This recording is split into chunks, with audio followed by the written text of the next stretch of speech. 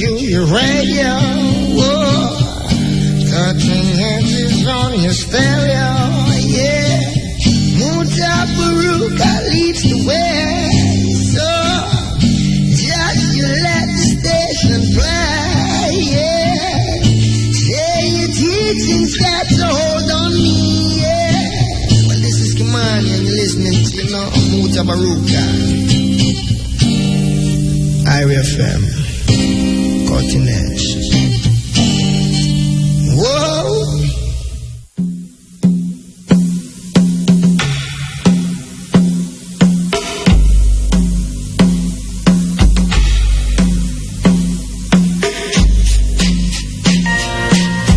IRFM. Thought-provoking. Always smoking. Lyrics like a bazooka. You are listening to Mutabaruka.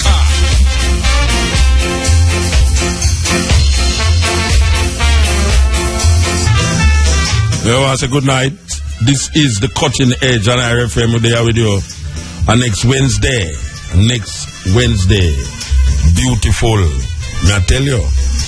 Beautiful. In all of the drudgery and disenchantment, it is still beautiful. So give thanks to the moment, give thanks to the time, give thanks to the energy. Why you love all the people in Florida?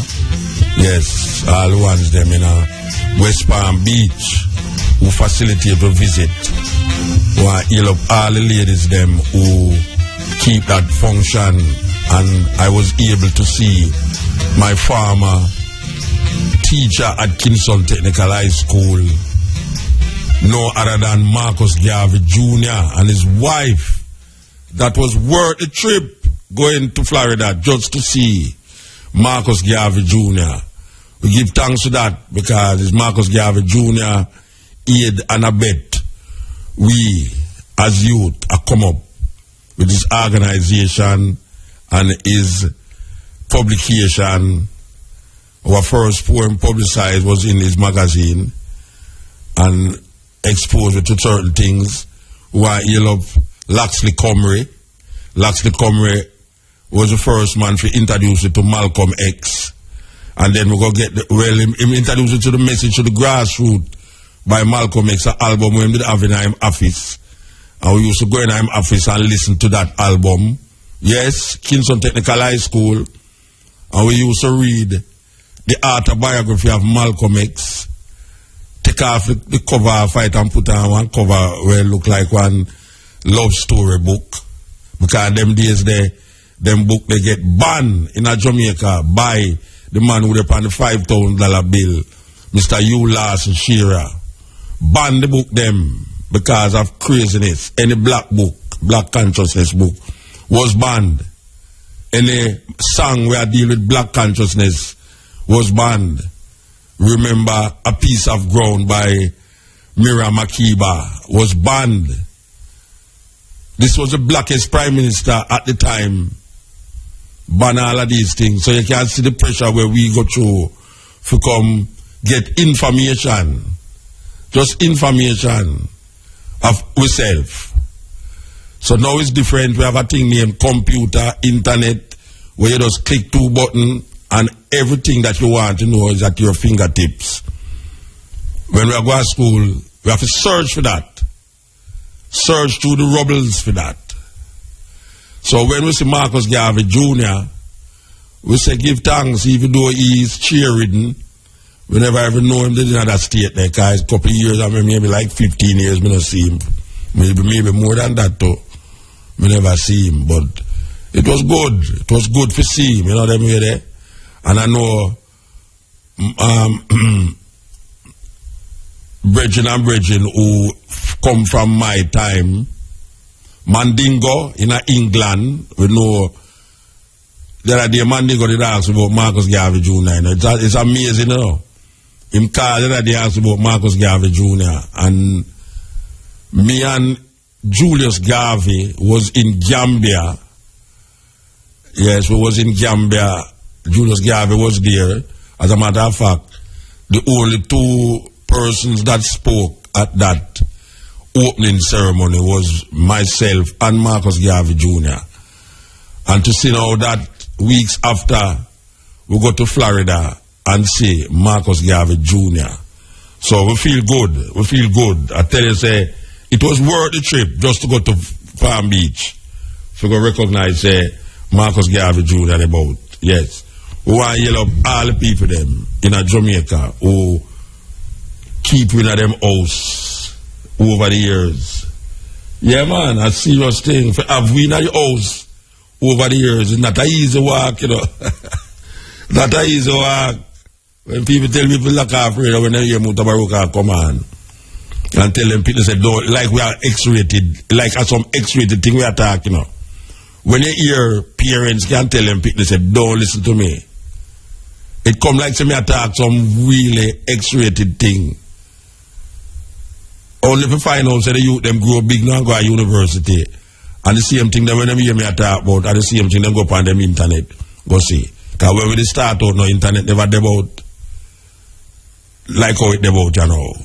So when we realize it now, we see the same youth them who grow big in them 20s and things. I say, boy, Muta, we did have it like a madman, you know. And now them don't have it like a madman because them invite me to come to them college and them university to come talk to the other youth them. So what a thing. The stone that the builder refused. That's how it goes. Yeah, we have a very interesting interview for do at 11 o'clock, you know. We have a group of Jamaicans living in the States where actually produce a series of, what them call it now, shampoos, conditioners, shampoos, ear oil, all the different things. And them use Jamaican herbs and roots to create these things. And me I tell you, I never know say this thing did about, even though them tell me say a long time they might do it, but I have never seen it in no store in Jamaica. Well packaged, look like foreign product. Like if you see it by yourself, if that thing say is a foreign, when it's really a foreign thing still, but it's Jamaican, I do it in a foreign. But you know say it's some Jamaican behind it. And we always like facilitate these kind of industry and these kind of programs because sometimes, you know, hear about the negativity all the while and negativity outweigh the good things too. Is that truth? Is that truth? There's more negatives that go on as Jamaica, you know, than positive. So we have to dig deep to find the positive. So how come these ones were produce these conditioners, shampoos, ear oil, this and that? We're going to talk to them because we find the story very interesting and intriguing.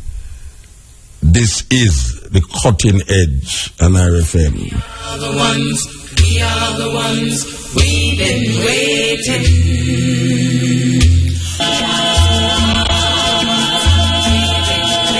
We are the ones we've been waiting for. Serious message.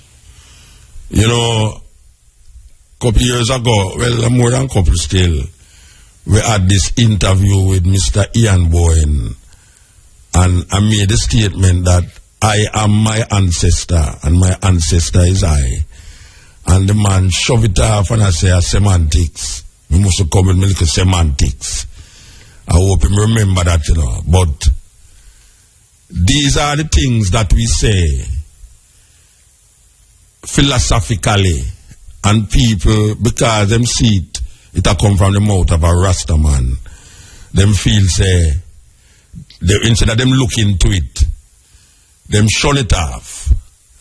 Now here's a song that say, we are the ones we've been waiting for. I wonder how Mr. Bowen would see that statement. We are the ones we've been waiting for. I am my ancestor and my ancestor is I. If there was no me, there wouldn't be any ancestor. If it was no ancestor, there wouldn't be me, there wouldn't be I.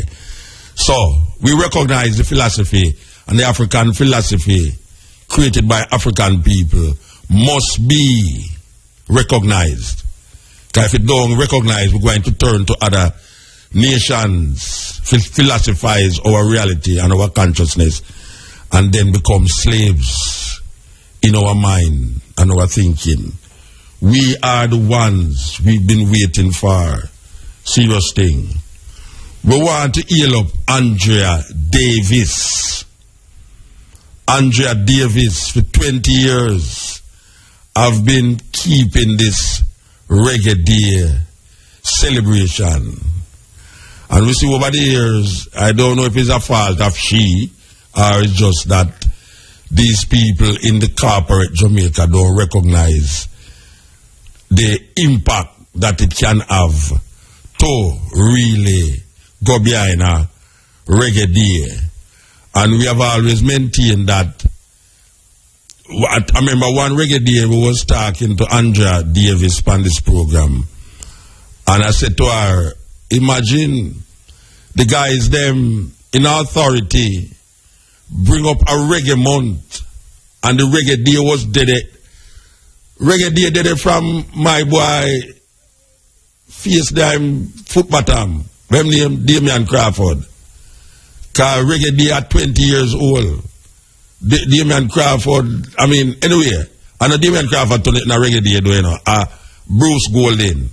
But them continue the journey with it, this government. But what we really say is that why couldn't they recognize Reggae Day and put it in combination with what was there already? Why did they have to create a new thing when something else was there that represent the same thing that they want to represent?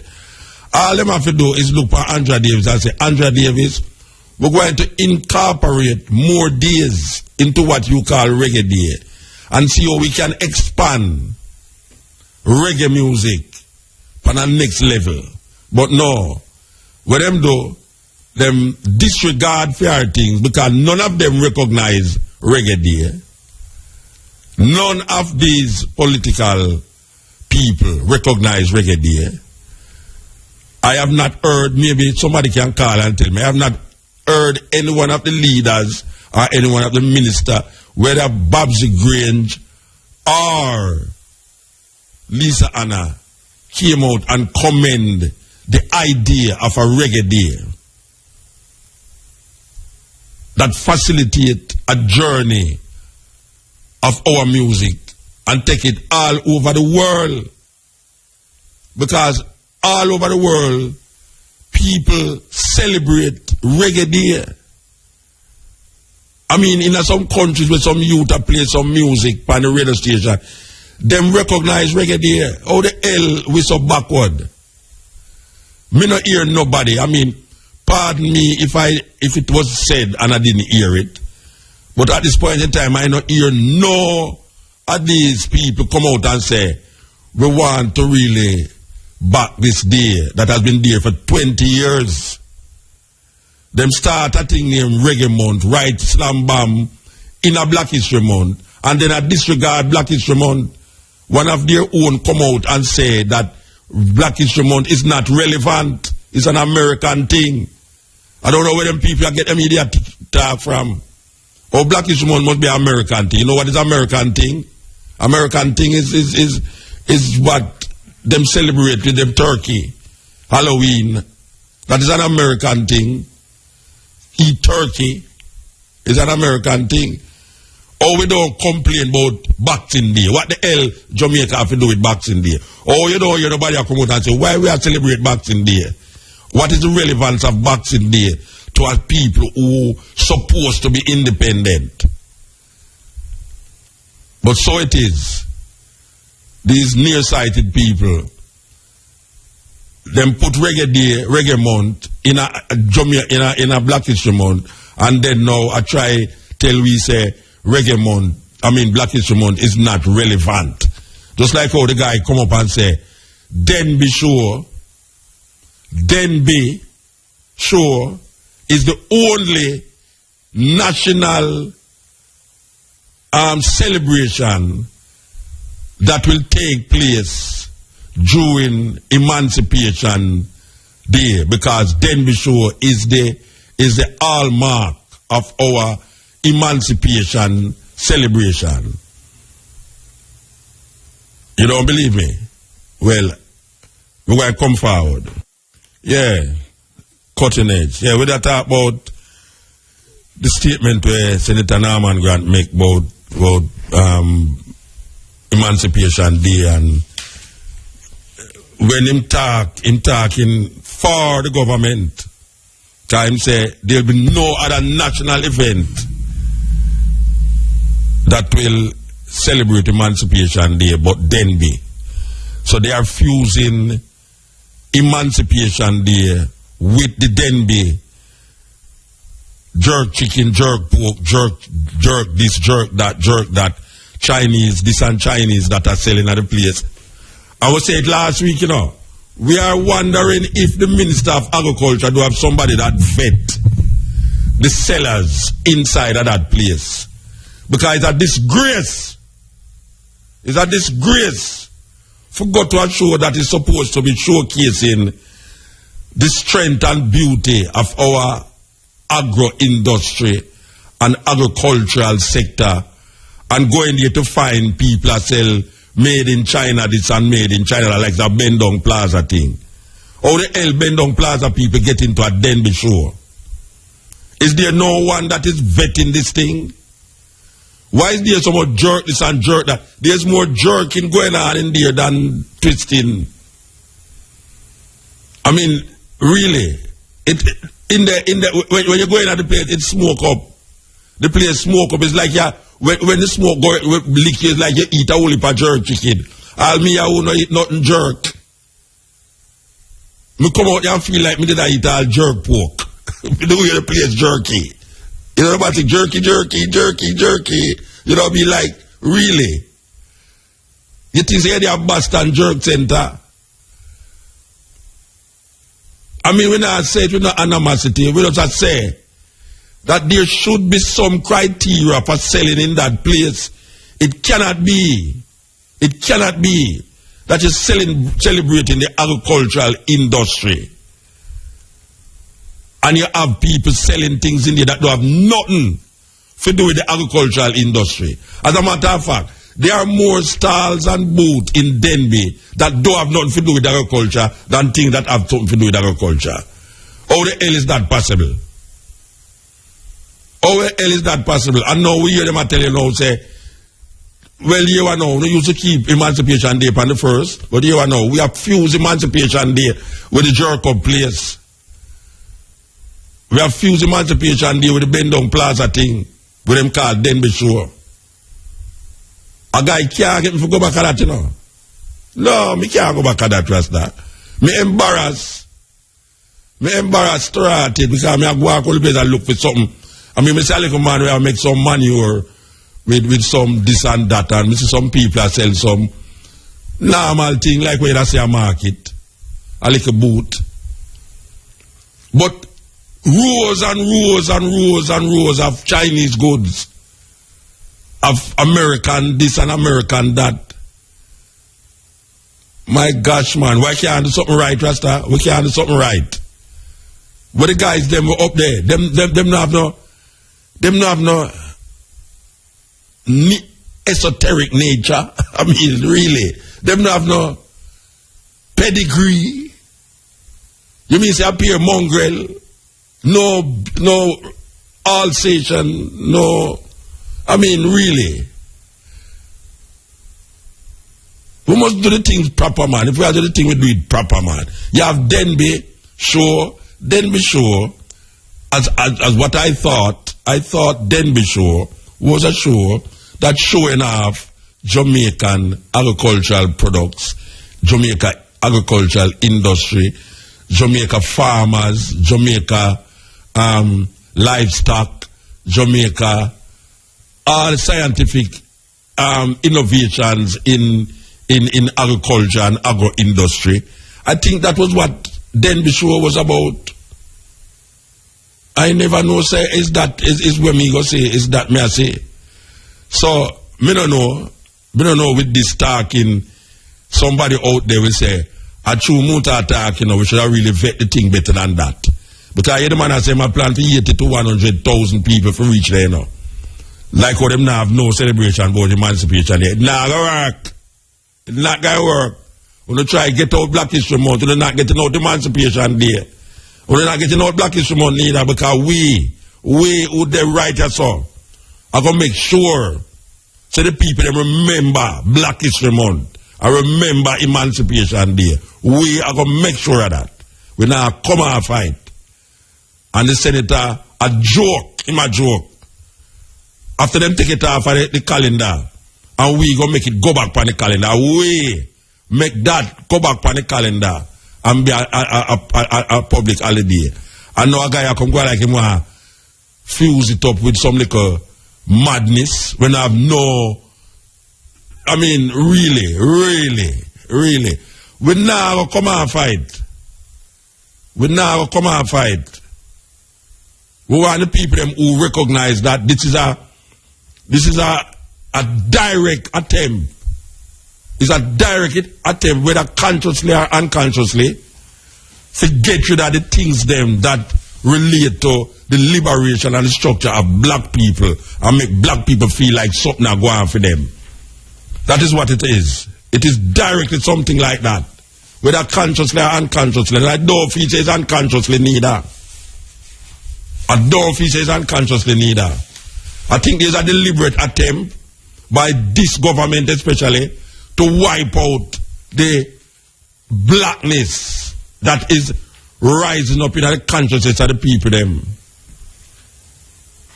Yes, that's why them tolerate certain things, and then, you know, it's like a man close the gate when the ass gone through and I try to lock the gate and I talk about him or catch back the ass. That him a do. Them have a youth get up and tell us that Black History Month is not relevant because Black History Month is an American idea. And look how much blouse and skirt things we have in Jamaica with American idea. Oh, nobody now quarrel about that. Them have all picked them and celebrate Halloween now. Oh, nobody now talk about that. Christmas, Easter, Valentine's Day. Most of the things that we are celebrate now have nothing to do with what we create in our own cultural expression and our African heritage. And guy come tell us say Black History Month is some American thing and it's not relevant because that was the time when black people was trying to find themselves and them never see nothing around them that represent them. We don't see nothing around we represent we. Because everything when we see around we, I said European thing around we, and now Chinese coming out now too. So we have a duplicity of colonialism that take place right now. Where we have the Americanization of our food, clothes, and everything. All the way we do sex now. It's American. Usually we was very innovative in our sexual expression, Jamaican style. Now we turn to America and we get so Americanized now that anything goes or anything come. And that is the relationship we have now with America, which is the same people them who to them is American. It's the same people them who did live Europe, the British Isles, running from religious persecution, find themselves in America and kill off the Native American them and take with them land and control it, and now I tell the Native American them and the Mexican them say them is alien when we know say Mexico, Texas was part of Mexico, California was part of Mexico, and them come now and make borders and make wall and declare themselves Americans and everybody else is outside of that border. And we create Black History Month to recognize the contribution of black people and to remind the people them, that black people contribute enough to history and world history and civilization.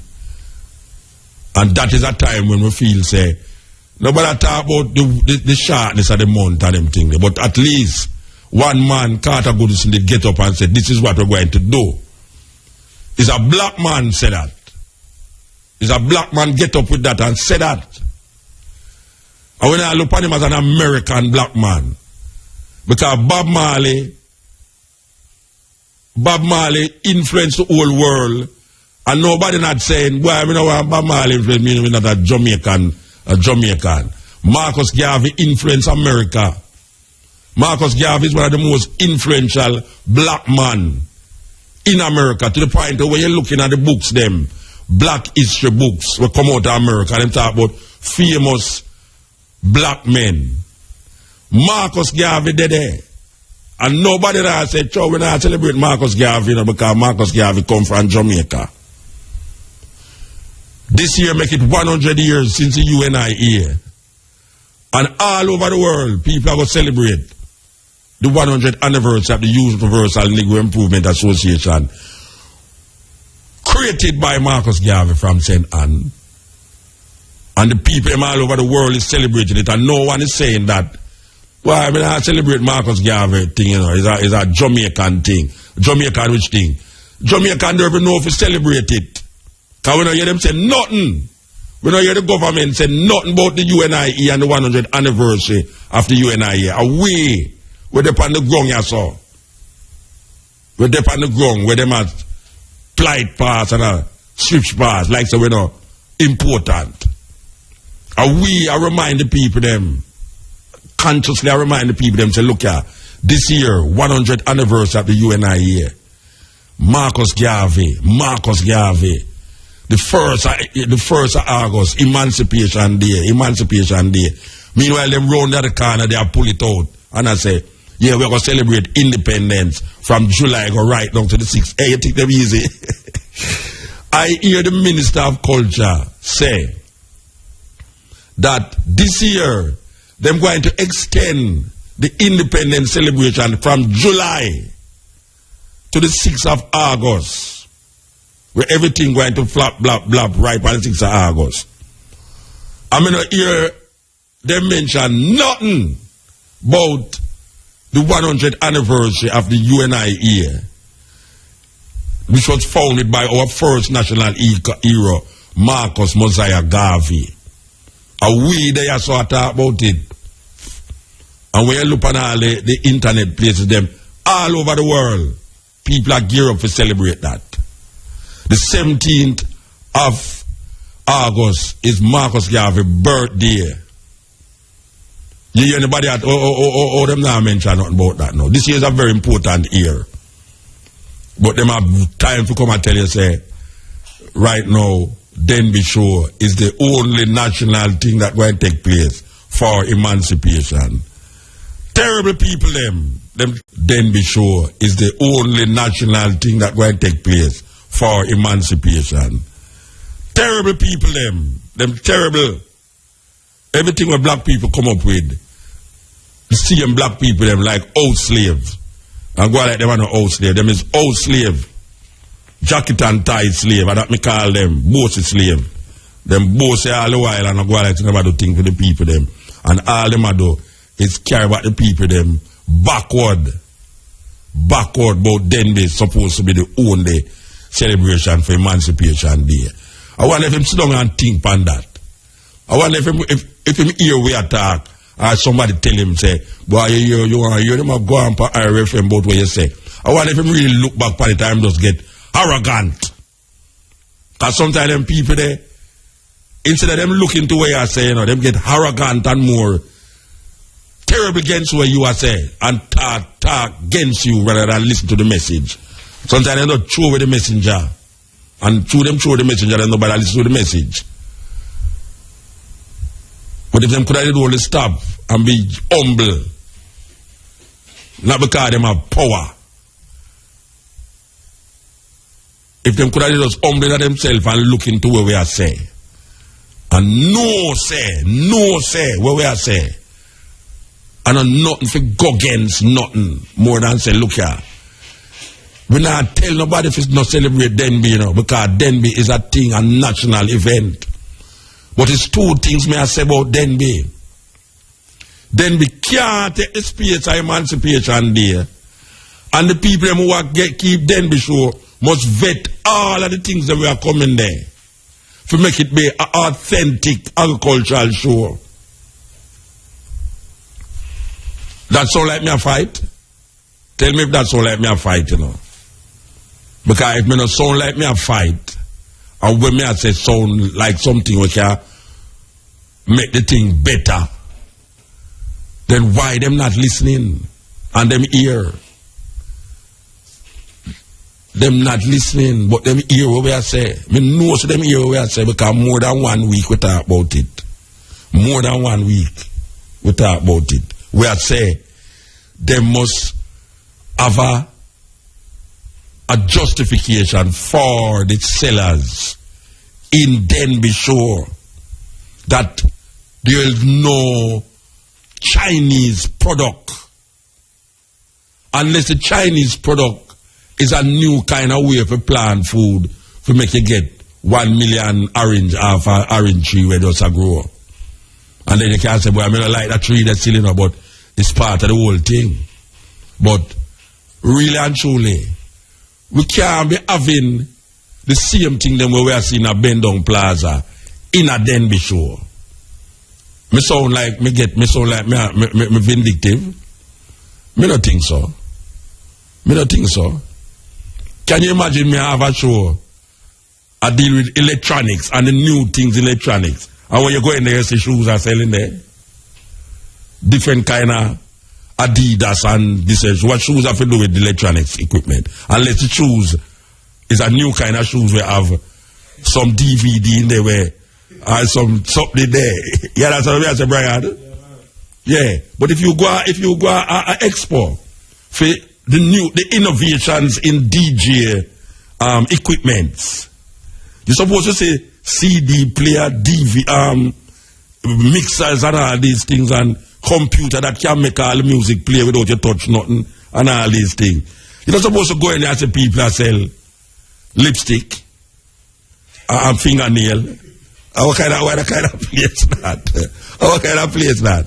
Eh? You go on bad. Would I go on bad if you go in a place like that and most of the things that you say don't have nothing to do with electronics? If you go to an electronic show, would you like to go to a car show? And most of the things that they do have nothing to do with car. It's terrible. Well, that me I tell you about Denbigh. You go at Denbigh Show and most of the things that there do have nothing to do with agriculture. Nothing. So all we are trying to do is make the thing better. Don't watch how me push the thing, you know. Because sometimes maybe it's how me articulate the thing that get people nervous and get people to say, hey, me not listen to them boy there, you know. They love to talk about barefoot boy, to talk about put on shoes, put on no blouse and skirt. When I put on my shoes, I go, so what I go cuss me about? them say that barefoot boy, say, you think me not know to say that? Me have spies all over the place. I listen to no. Talk about that barefoot boy. He can't talk some foolishness on the radio. Say, well, me not think so me talk foolishness. Me not think me talk foolishness. I mean, nah, come on, fight. Anyway, we are go back to Andrea Davis now. Can you remember say that you see it? I go around to come back around, you know. Now, I don't know how Andrea Davis advertised this thing, yeah? But I think that what I saw last night at the Pegasus Hotel was one of the most innovative experience I have ever had as it relates to reggae music in Jamaica. When I say innovative now, I say seriously innovative, because sometimes you look for a music performance by an artist and you say, boy, the artist they do good tonight. He really do good. But what I saw last night that was presented by the, well, as I say, Andrea Davis on our July 1st Reggae Day is one of the most innovative things I've ever seen any producer do. And what she did, and I hope that it can extend itself, believe you me, for those of you who wasn't there, or those of you who were just passing the Pegasus last night, you might have seen images on the wall of the Pegasus Hotel, that large, that tall skyscraper you see there. There were images projected on the wall of that hotel. What it is that Phase 3 presented a slideshow. Yes, Phase 3 presented a slideshow of posters that was in what we call it was a contest of different posters. Last year they had it. There's posters from all over the world that depict reggae music. Whether them have an artist in it. I think last year the one that won had Lee Scratch Perry in it. But these are artists from, you name it. I mean, some places where you don't remember which part of them places they're on the map. But these are artistic expressions, the creative expressions in poster. And what they did was to take the posters and turn it into a slideshow on the wall of the Pegasus Hotel. And I am telling you, believe you me, that the projector there must be the most powerful projector I've ever seen, because the place where they was projecting it from was over Emancipation Park. It was over Emancipation Park. It a project on the wall of Pegasus. Now, if everybody inside of Jamaica know which part of Emancipation Park there, and everybody know which part of the hotel there, and the skyscraper building. Well, she was projecting these slides from over Emancipation Park on the wall of the Pegasus Hotel. So anybody who have passed the road, who stand up over Emancipation Park, who stand up in the Pegasus outside, could have actually see these projections, the slideshow that was taking place. And may I tell you, trust me, anybody who knows about Andrea Davis, they know, till I say, Mutabaruka say, are the most innovative thing I have ever seen any promoter do when it comes on to reggae music. And I'm very sorry that it wasn't promoted as how it should have been promoted, that people could have just stand up in the Emancipation Park and watch these slides going through from all these people all over the world who recognize reggae music and do things artistically, not in the singing or dancing or music, but in their painting and drawing to depict reggae music, Jamaican music. We love it. We love it. Believe you me, we love it. Andrea Davis, you make me feel good when you say that, man. Trust me.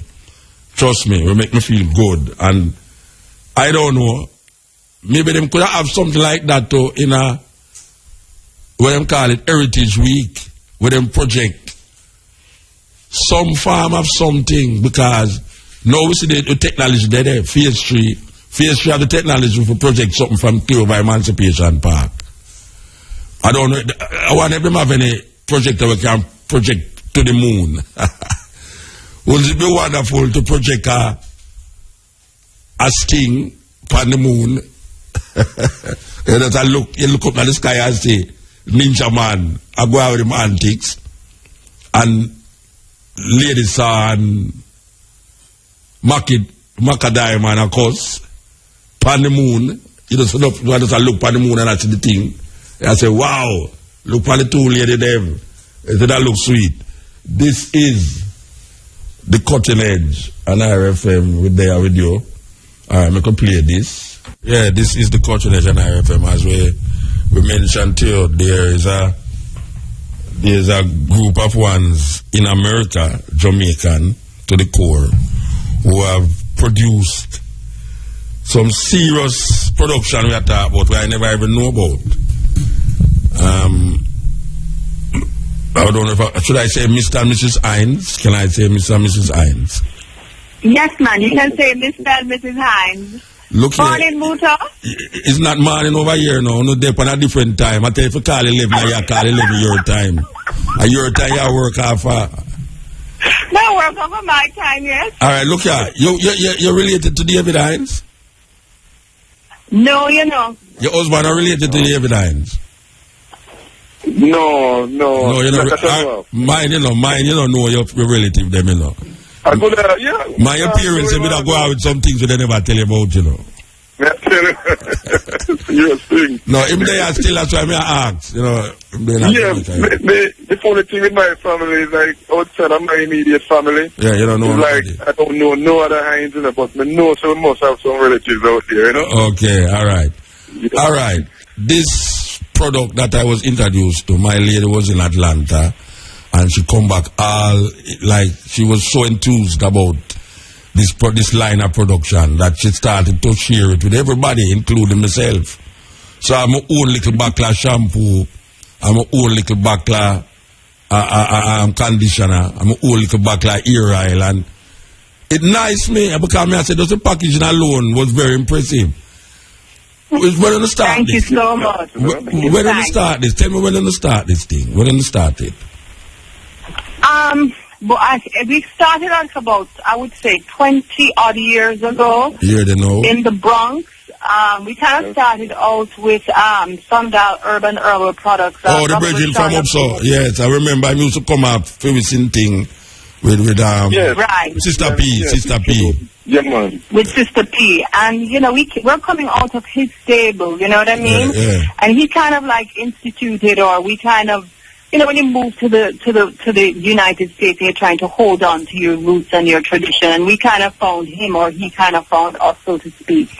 And he kind of instilled in myself and Michael the natural, you know, the natural and traditional way of eating, living right, everything like that.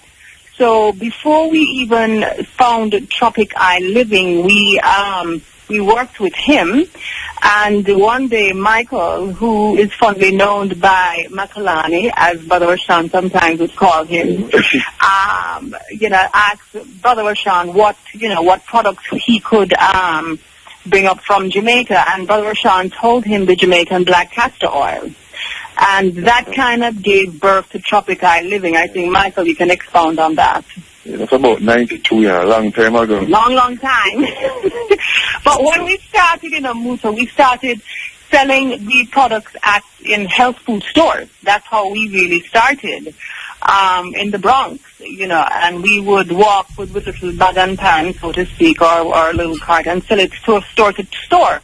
But a lot of, there were some rejection and some positive feedback because we sold it as a natural and traditional healing oil. We call it the all-purpose healing oil. The thing about the way we started is that way.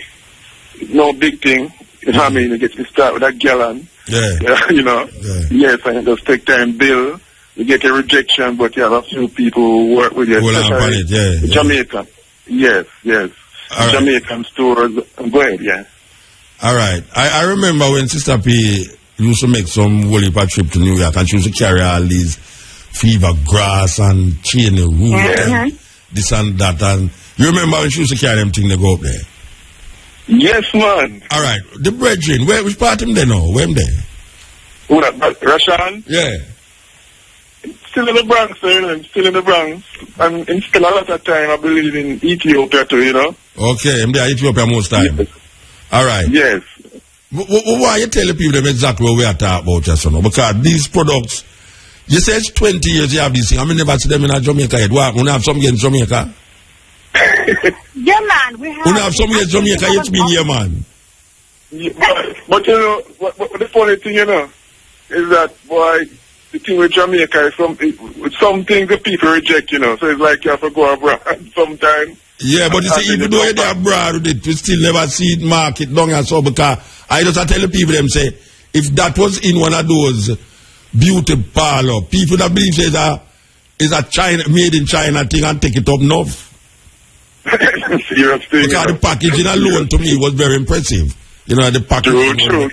For some Jamaican package that it was so impressive to me. Wow. Make me ear feel clean without me use it. You know, it's a funny. We not only we have shampoos and conditioners too. Now, what Mutombo was also impressed with what our bush bath and our shower gels.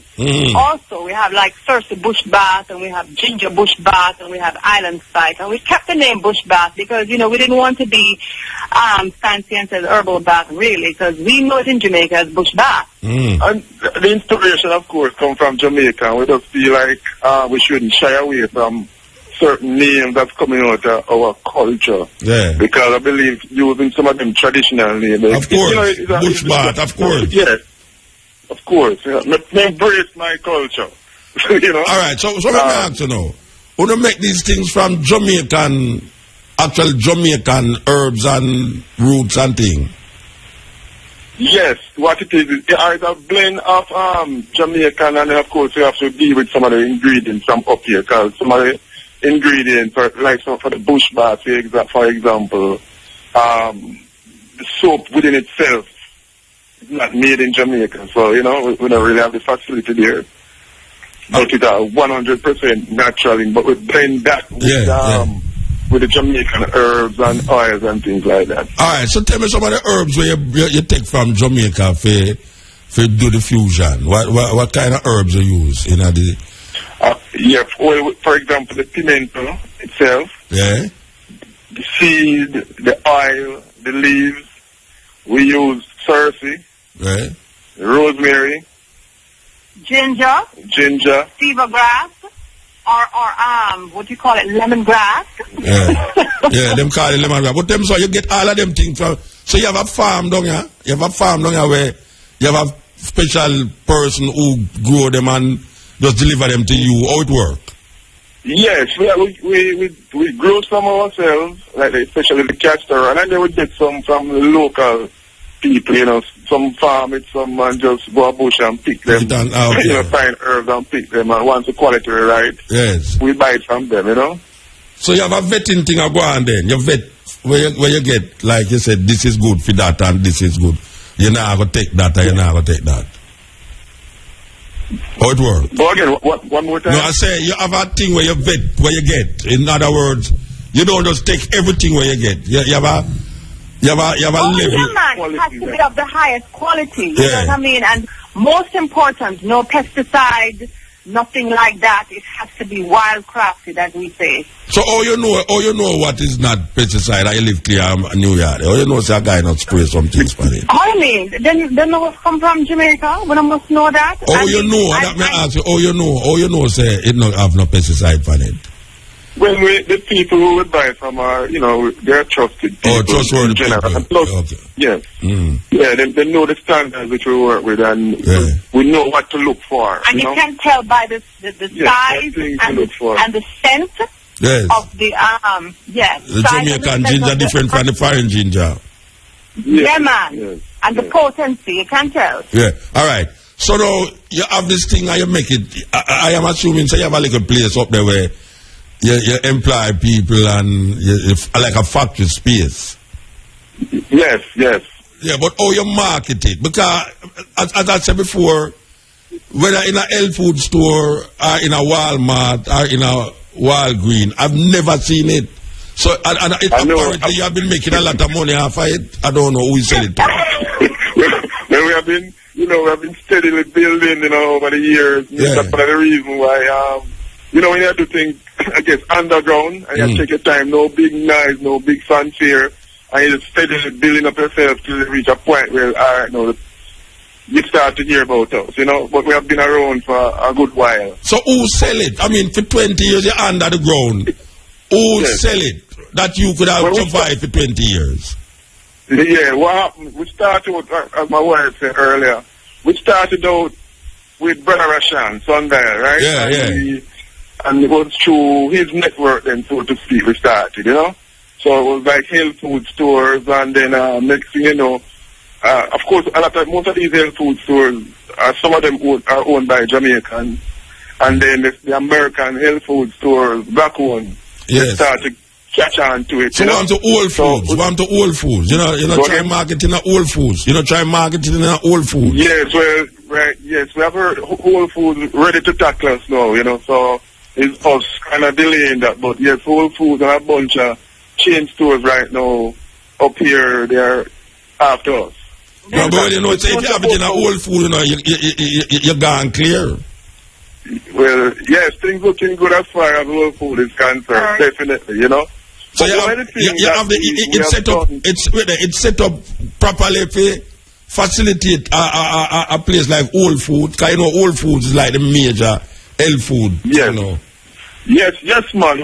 That's why we finally entertain them, because before we deliberately kind of shy away from them big stores. Because, you have to make sure you can supply them, but now we're in a position where we can tackle them now, And you still have to use Jamaican thing. If you get a Whole Foods contract, all of that now will mean, say, the herbs, the fever grass, ginger, will be more, you will be importing more of that in New York to make the product. Definitely. So you have a spin-off so. And not just Whole Food, but we have a few other big chain stores you're interested, so it's exciting, but at the same time, you have limitations, so you have to make sure that, once you put yourself out there, put yourself in a position where you can supply the market, Yeah. And the other thing too, Muta, is that we've never really seeked out like a Whole Foods, or they come and find us. Based on the way we do our business, and also because of social media. Yes. It's so funny. It's a young lady in Canada a couple years ago put our product on YouTube, and that really started the Jamaican black castor oil frenzy in terms of tropical living. Social media, that was the one that really built her. But guess why she took us to the next level? But what happened is her father is from Guyana and her mother is from Jamaica. And her grandmother was telling her to use the oil and to grow back her hair, the Jamaican black castor oil. So she started documenting her journey with our products. And that took us into the health and beauty aid industry. But our foundation really and truly is the health food industry. And beauty supply now. Yeah. All right. My lady was so enthused about this thing that she ready to market it down. I don't know. Yeah, man. I will manage that now because she is widely introducing it to everybody when she buck up on. She's like, I think you should employ her. I don't believe you be. I never did you come back up from foreign with something like she's a big time ambassador. I so appreciate her. She has such a lovely spirit. We just connected. We just connect with her sister. I connected with her sister. Yeah. So all right. You coming? You spend some time in Jamaica. Any time in Jamaica? Oh yeah, man. So why you never choose? We have an office location there down in Jamaica, I must remember that. It's the first I know about this product yet. I must remember that. It's the first I hear about this product. It's the lady introduced me to it. I never know about the product. I never know you have office in Jamaica. Yeah, man, we have office of Jamaica. You know what we have office of Jamaica? Where the office there? It's at 37 Windsor Avenue. And you can't get the product down there too? You can get it down there, but you also can get it at Cherries and a few Fantanas, and also Just Natural and Discount Beauty Supply. Everybody know Discount Beauty Supply. Tell the people what name again now. Tell the people what the product name. Okay, the product name is, our brand is Tropic Oil Living, and we sell skincare products such as the couscous body butter, and Jackie nearly died when she heard couscous body butter. She said, "What? Couscous body butter?" But we do sell, and I just absolutely love that product. We also have the Tropic Oil Living shower, bush bath and shower gels. We also have our hair care line, which consists of our strong roots for our natural sisters and our lock brothers and sisters, and perm too. So we don't neglect anybody. We just want people to know that our product is natural and organic in nature. So anyone can use it. All right. Now we want them still have the whole of them still have by the weekend. So remind which part them can get it now, because so after you done this interview, you're not having love in a Jamaica. You're not having enough in a Jamaica. Well, that's who we want the supply, the demand to go up, man, so we can even supply more. Yeah, so tell me which part again. Fontana. They can get it at, go ahead, Musa. No, you say they can get it at Fontana. They can get it at, go ahead, Musa. No, you say they can get it at Fontana. They get it at Fontana. Yeah. They can get it at Discount Beauty Supply Store there near in Halfway Tree. They can get it at Cherries. And also, got to be natural. That is in England. Just Natural. You have it in England. You have it in England too. Yeah, man, we have it in England. Right. We have it in Africa. We have it in Belgium. We have it in Which part of Africa you have it? Which part of Africa you have it? France. You mean we're in Africa? We have it in Lagos. Lagos, Ghana, Nigeria. It's in Ghana. You know, say me I go to Lagos next week. You know. Really? Yeah, me I go to Lagos next week. If me not see it long, me I go vex. I will give you this stupid number so you can knock them up. You can call on them. Well, it's wonderful. It's wonderful to hear this. It's wonderful to know, say, some Jamaican take the organic way, take the natural way, and produce a product that is so, so real. It's nice. Me just love it. Me just love it. Thank you so much. Yeah, but our motto in at Tropic Oil Living, and it spells out who we are. It's the natural and the traditional way to a healthy, beautiful you. And if it's not that, we don't sell it. Okay, I love hear that. I love from it not natural, you not sell it. We not sell it. You mean you give it away? Instead of you sell it, you give it away. There you go. Go on with it. All right. Well, we give thanks, Mr. and Mr. Hines. And we say we continue to see how we can make these things, because we always like to push these things, This program, we love to push them things there. And from here says a natural product, we say yes, we have to interview this lady, Yeah, and thank you so much for giving us the opportunity to talk about our company, our passion, which is Tropic Oil Living, because, living naturally is a way of life. It's not just the products, but it's in your thinking, what you eat, and we are Tropic Oil Living. We have a 360 approach to what we do. All right, give thanks. Give thanks, man. Give thanks. Give thanks. All right. This is the Cutting Edge on RFM. There with you. Yeah, man, that Tropic Oil products. Trust me. Believe you me. Yes. Tell them sugar.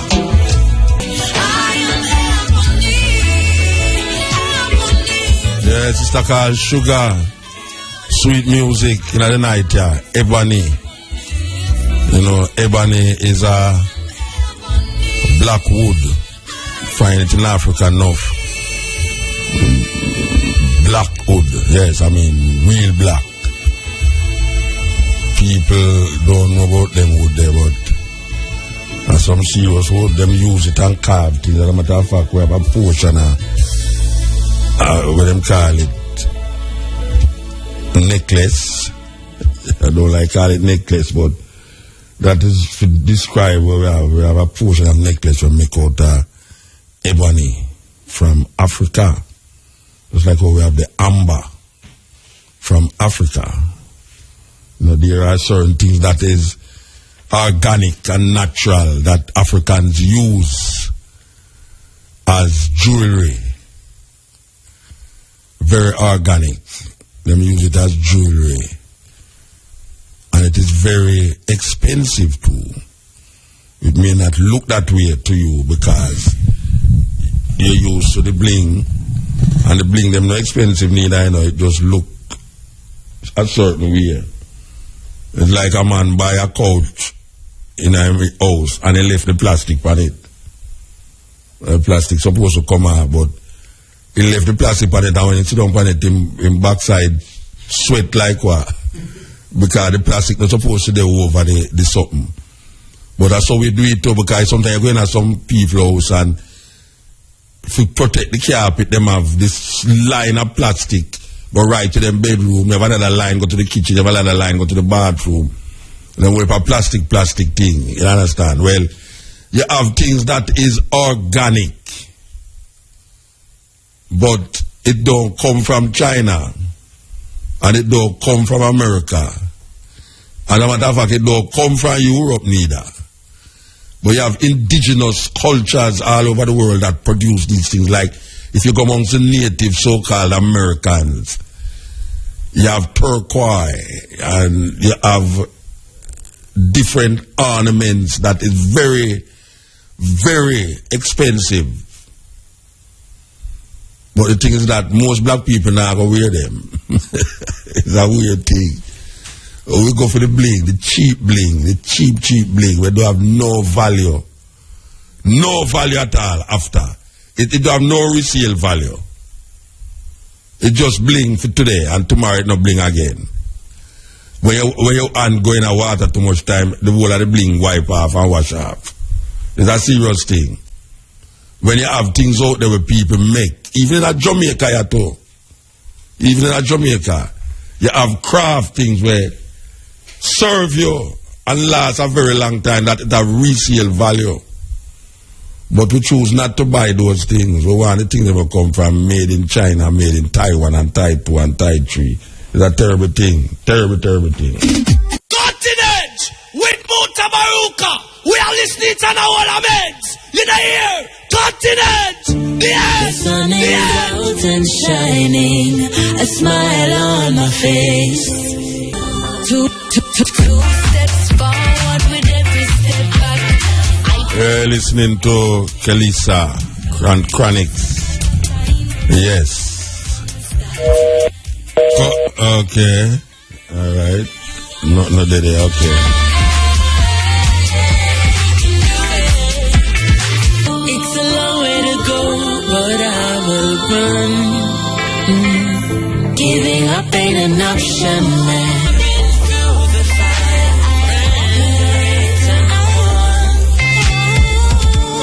Yes, Kelisa Chronic.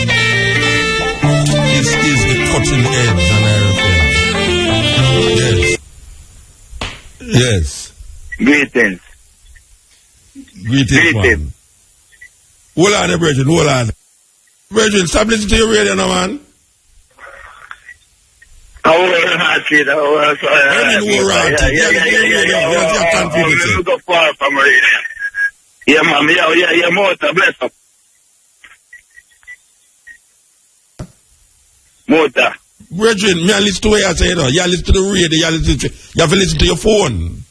Yeah, man. Right now, Mota. Me I say now, it's the last Thursday thing there. You don't need it? Which last Thursday thing? You just say that play some song on the last Thursday. Alright, you see all the reason them are go on the radio? Yeah, me I hear them. I hear the reason them. Yeah, and then now you have the advertisement them. Yeah. It's like me attack in between the advertisement them. So if you actually feature, you know, give them a good run if you feature artists, 3 artists. Them now get no good run for the program that we there, you understand? So I have to wait now till the advertisement them settle down, and then now we can feature 3 artists and then play all 3 songs by each one of them for the whole day, you understand? Alright, brother. Yeah, but we don't do it now. We still have it now. Yeah, because me give him a little thing, you know? Okay. What is the thing name? My thing is, me give a CD up June Isaac birthday wash. Remember up a 3 up a St. Catch in December gone. Years ago, man. That no years ago, right? No, man. December gone and a year that. December. What's about? All yesterday come like last month to be though. Not true. 2 year move. Yeah, that means we have moved fast, you know. I love how you move too. I love the Gambia move there, you see me? Yeah, alright. So you already know. You really have to go. If I that you wait, but no, what we should have played that. We should have played the CD, even though you know get featured. Yeah, I love that. So me don't remember the CD. You have to go give me it again. Alright, I'll try to get it back to forward to the island. Yeah, man. Alright, sir. Blessed, yeah? Yeah, man. Blessed love, Mota. Yeah, alright. Yes. Yeah, good night, Mota. Blessed, man. Yeah, you know, I'm a man who always try to listen to your program Monday night time, the Mota. But you know, Monday night? I hear that talk of this thing. Wait a Monday night, we don't come out on Monday night. No, man, Wednesday night, come on, man, Wednesday night. I don't talk about Monday night, man, listen, man. But, you know, I hear talk about Babylon. And say, enough Rastaman cost Babylon. And Babylon was a great civilization. Yeah. I said the same thing to Jerry Small. I said, of course, me know what boy, me rate Babylon. And you see, what I say, boy, is a difference between your opinion and just my opinion and Babylon. All right. But you know what I think when I don't like Silbuta? Yeah. I don't like every time I come up on the radio, I cut the government. Because Damon Crawford, because Peter Bunting, because Portia. More hear some positive things when you apply for the free country. You never hear no positive things. You never hear me just show your positive things. Hold on there. You never hear me just mention some positive things a while ago. Yes, but you never hear me mention positive things. Hold on, man. Mentally, them are not doing them two different things. Listen to me, you know. Yeah. You ever hear me on the day program I talk about the people them must stop urinate on the street and stop throwing the things them out of the road? You ever hear me talk about? Yes, I have heard you saying that, but saying it and not doing it and not encouraging the Rasta man especially. Because the Rasta man... What you mean saying it and not doing it? Who not doing it? Me not doing it? Yes, you and the rest of the community. Then if me I say it, where do you want me to do? Where do you want me to go take off of my half and yes, what I want you to do. Yeah. I want you to get some Rasta man. Yes. After your thinking. And what to your thinking? What to your thinking? My thinking? You never see bald man have piss on the road yet? Yes, I do. Yeah, the way I say about my thinking, thinking. Muta, look, you're going to set an example. So what are you going to do? Yeah. You're going to get some Rasta man with you. Yeah, walk on the road. And you're going to walk on the road. For what? For what? For do what? To make the people not weird saying have a piece on the road. They may not say it on the radio. You mean they're not weird that? When you say it on the radio, not weird, not make them aware. Muta. If you listen to the radio, Muta. Most people know. Don't listen to radio. Who don't listen to radio? I refer to the number one radio station in the whole world, and most people listen to IRFM. What you saying? Most people right now don't listen to traditional radio. Yeah, but me have me talk about it in the day. Me have a day program too, you know. I know. And I'm on the day program, you know, you talk about current events, where the government should do. What I want you to do. To help the youth them set up a farming thing. The youth them must start plant more things. You know, you talk about them things there. That is something that Michael man talk about a long time. No, new ideas from you. Man. People that talk about things, you first can't talk about one something. Me say, me not be say Michael Manley that talk about. Me say, you never hear me talk about it. No, me not talk about Michael Manley that the 70s. Me not talk about no. Not saying you have not spoken about it, Mota. But I want you to come with new ideas. What is the new idea? The old idea is going. What is? Tell me a new idea. Tell me a new idea. I want to tell a new idea. Yeah. I want for you, your youth now, start think about not only planting cassava or planting cane, but to take cane and another product, see, to come with a different sugar. So you never hear me talk about agro-industry on the program? Listen, let me talk. Yeah, but when you talk about new product, I want to see more youth. All while, agro-industry, I'll make sure I want to see more youth, Muta, study iron, overbuild different the iron, or the rock stone, overbuild iron, or that different things. That is what I mean. So that new to you, that new to you, is a new idea that? More you will start telling them so what? So you never hear me telling you them certain things. You never hear me telling them that. More if you know start telling them more. Like a day program you want. Go and go get some trade because there are a lot of opportunities coming out. You call the day program them enough, don't it? You told like you call the day program them enough. Every time. That is me. I'm comrade. You end up call my program for what?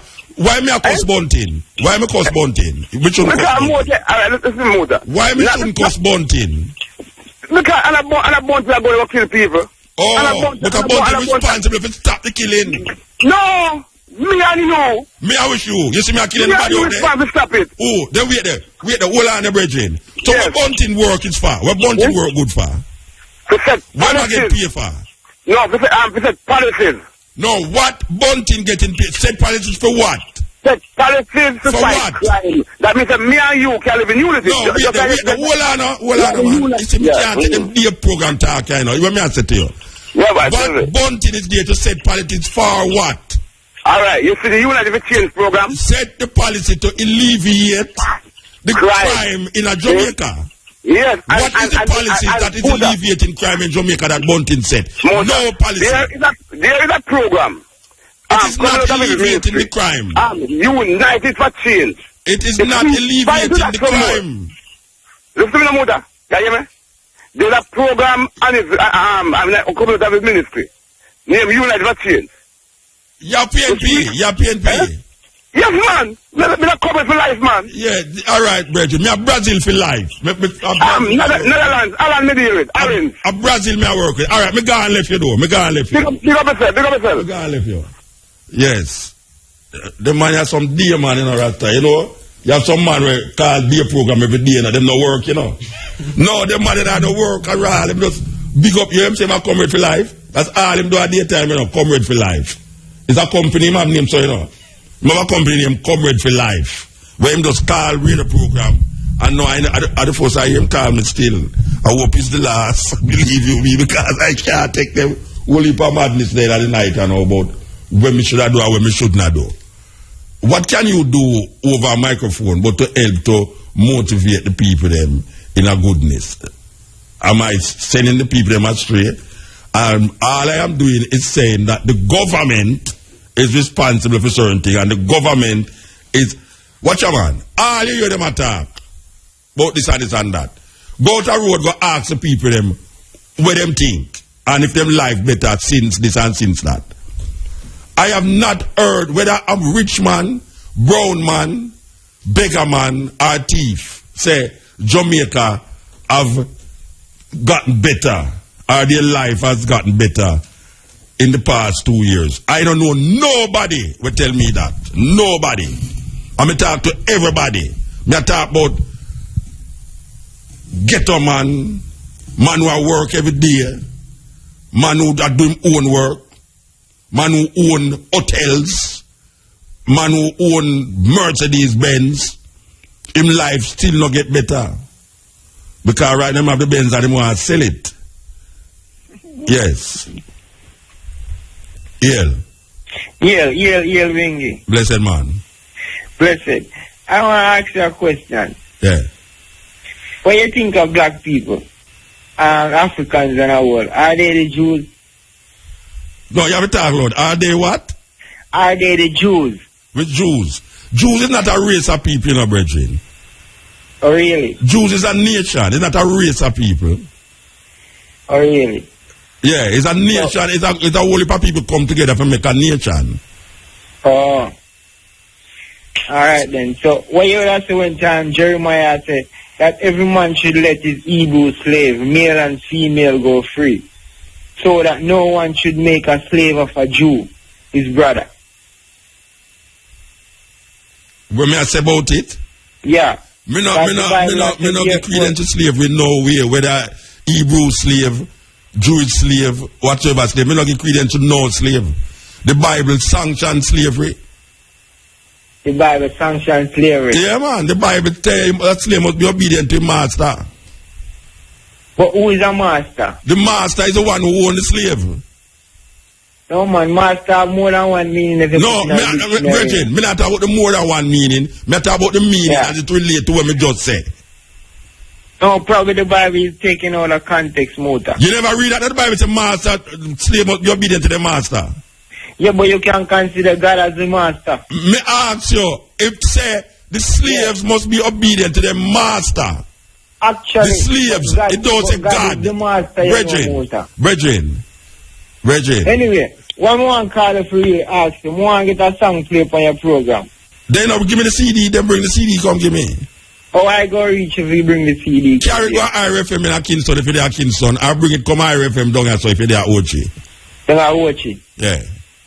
Yeah, because basically I want to have a conversation after the year with your person. No, I don't want to have no conversation after the year, Bridget. Inside they will give me the CD and make me like it and play it or what. But what kind of conversation? If you want to have the conversation right now upon the ear. Oh, you want to have the conversation? Yeah, upon the ear, me want you have the conversation. And you have 4 minutes to have the conversation. 4 minutes? Yeah, because 12 o'clock, we have to get something, do something else. But I'll ask another question. No, a conversation, you want to have a question here, you give me a question here. No, I ask you a question, you can't rush me no part. No, me not talk about rush you. Me say, a question is not a conversation. Yeah. But therefore the conversation going to start by asking you a question. Alright, go on, ask me. Question lead up to a conversation. Ask me. Okay. What do you think of Jesus Christ? I don't think of Jesus Christ. What do you know of King Selassie as him as Jesus Christ? I don't know nothing about Jesus Christ. I don't think of Jesus Christ. When I think about Haile Selassie, I'm not thinking about Jesus Christ. So, will you say Haile Selassie is Jesus Christ? No. Why not? Because Haile Selassie is a separate thing from Jesus Christ. It's you are trying to turn him into Jesus Christ.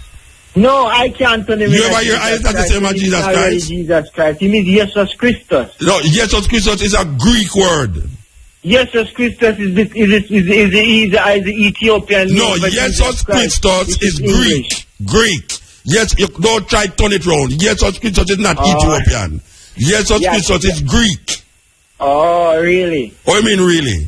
So did you hear Haile Selassie say about Jesus Christus? Me say, listen to me, I say. Yeah. Yes, you know me have to go now. Jesus Christus is Greek. There's no word in Ethiopia for Jesus Christ. Them use the Greek word Jesus Christus.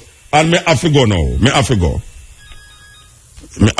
You have to call me back and talk about that. Because you all get me mixed up now about Haile Selassie and Jesus Christ. And if me think on Jesus Christ. When I think on Haile Selassie, I don't think on Jesus Christ.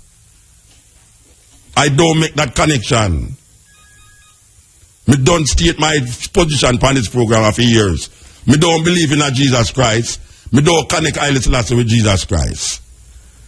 Haile Selassie to me is a separate thing, total separate. I know I have to go through Jesus Christ to say Haile Selassie. Because if I have to go through Jesus Christ for Haile Selassie, there's no need for Haile Selassie. Jesus Christ doesn't stand alone because Jesus Christ was dead 2,000 years ago. Why would I want to create a next man named Jesus Christ in our next man? I don't have that thinking in my consciousness. Believe you me.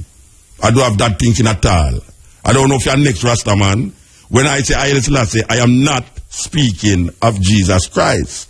I don't connect Haile Selassie with Jesus Christ. As a matter of fact, to me, Jesus Christ and those names and terminologies where people are trying to just never dead there. It's a figment of man's imagination. Jesus Christus, all of these things is what people believe in. It's faith. Faith drives people to believe these things. I don't have to believe in a Haile Selassie. I know that there is a man named Haile Selassie. I don't believe that. You cannot know if there is a man named Jesus Christ because everything that you know about Jesus Christ was taught to you by people who never know no man named Jesus Christ. Isn't it strange that you keep repeating a name, Jesus Christ, and you keep repeating it and saying, you don't know no man named Jesus Christ. Everything that you know about Jesus Christ was taught to you by a next person who don't know no man named Jesus Christ. Simple. I know Haile Selassie, and I hold on to Haile Selassie. This is the cutting edge. Click it. FM really rocking, you know?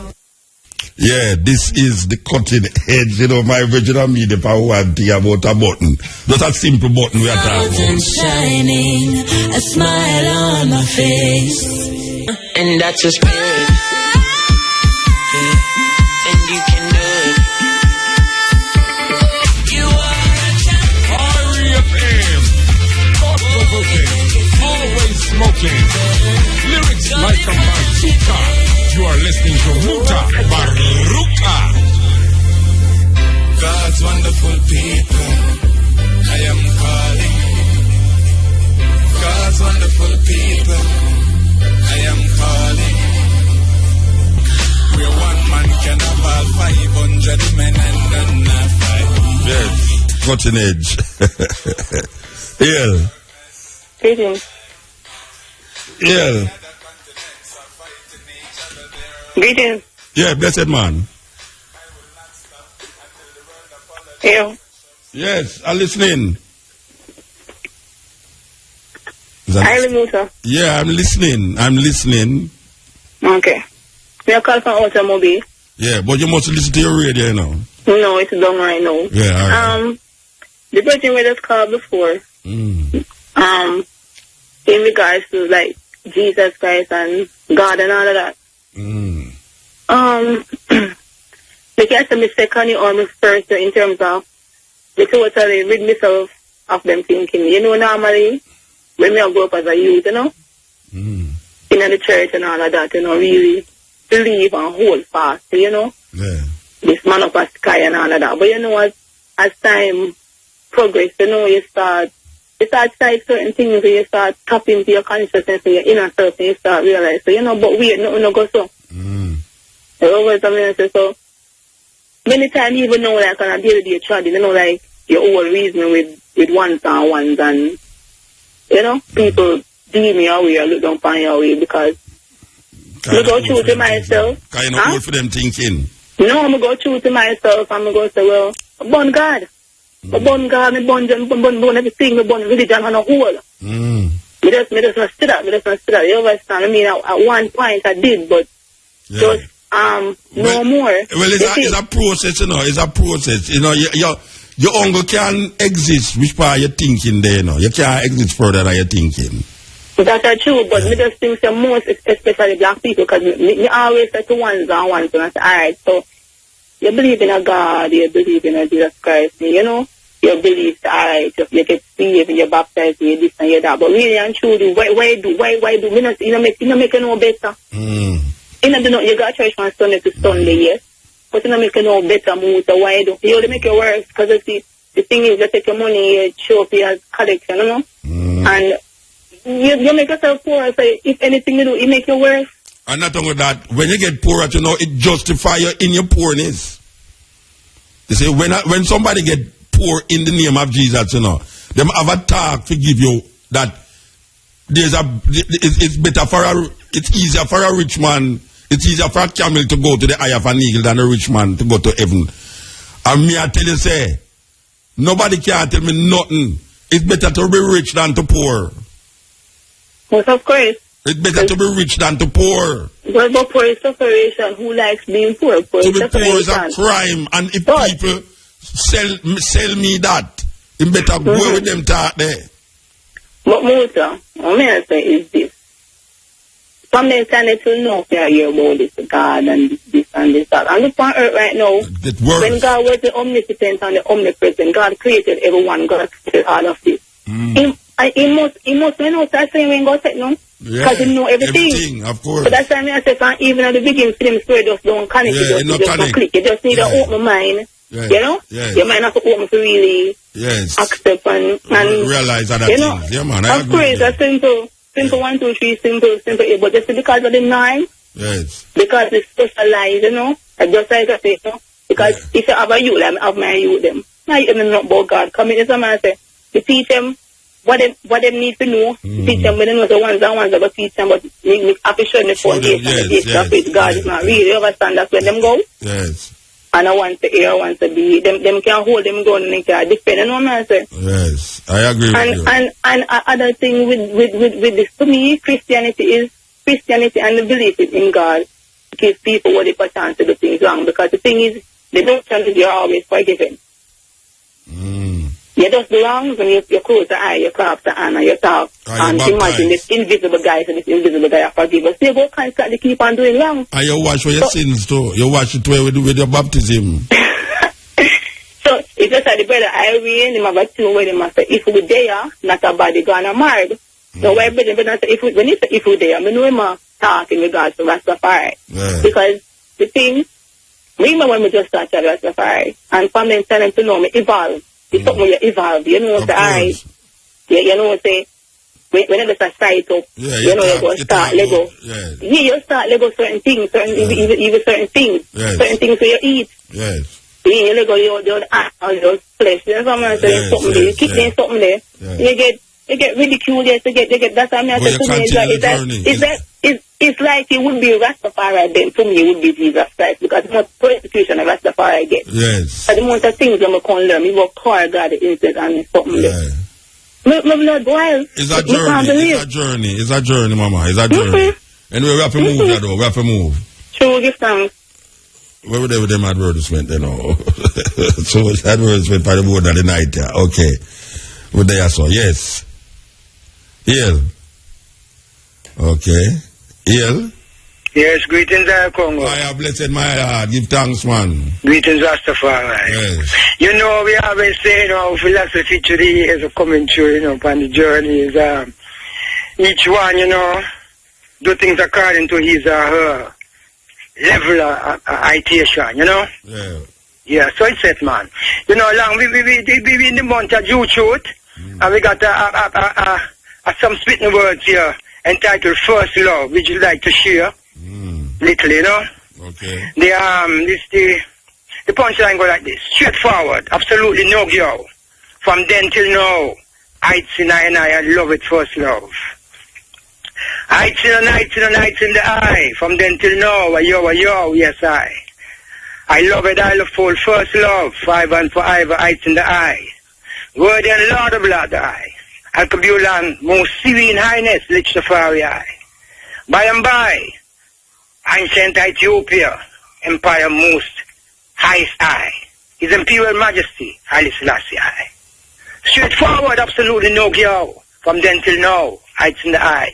I love it, first love. Ethiopic, majestic, king of all kings, lord of all lords. God of all gods, below and above, high. Conquering lion of Congo, black Ayuda, comforter of whoso weep and cry.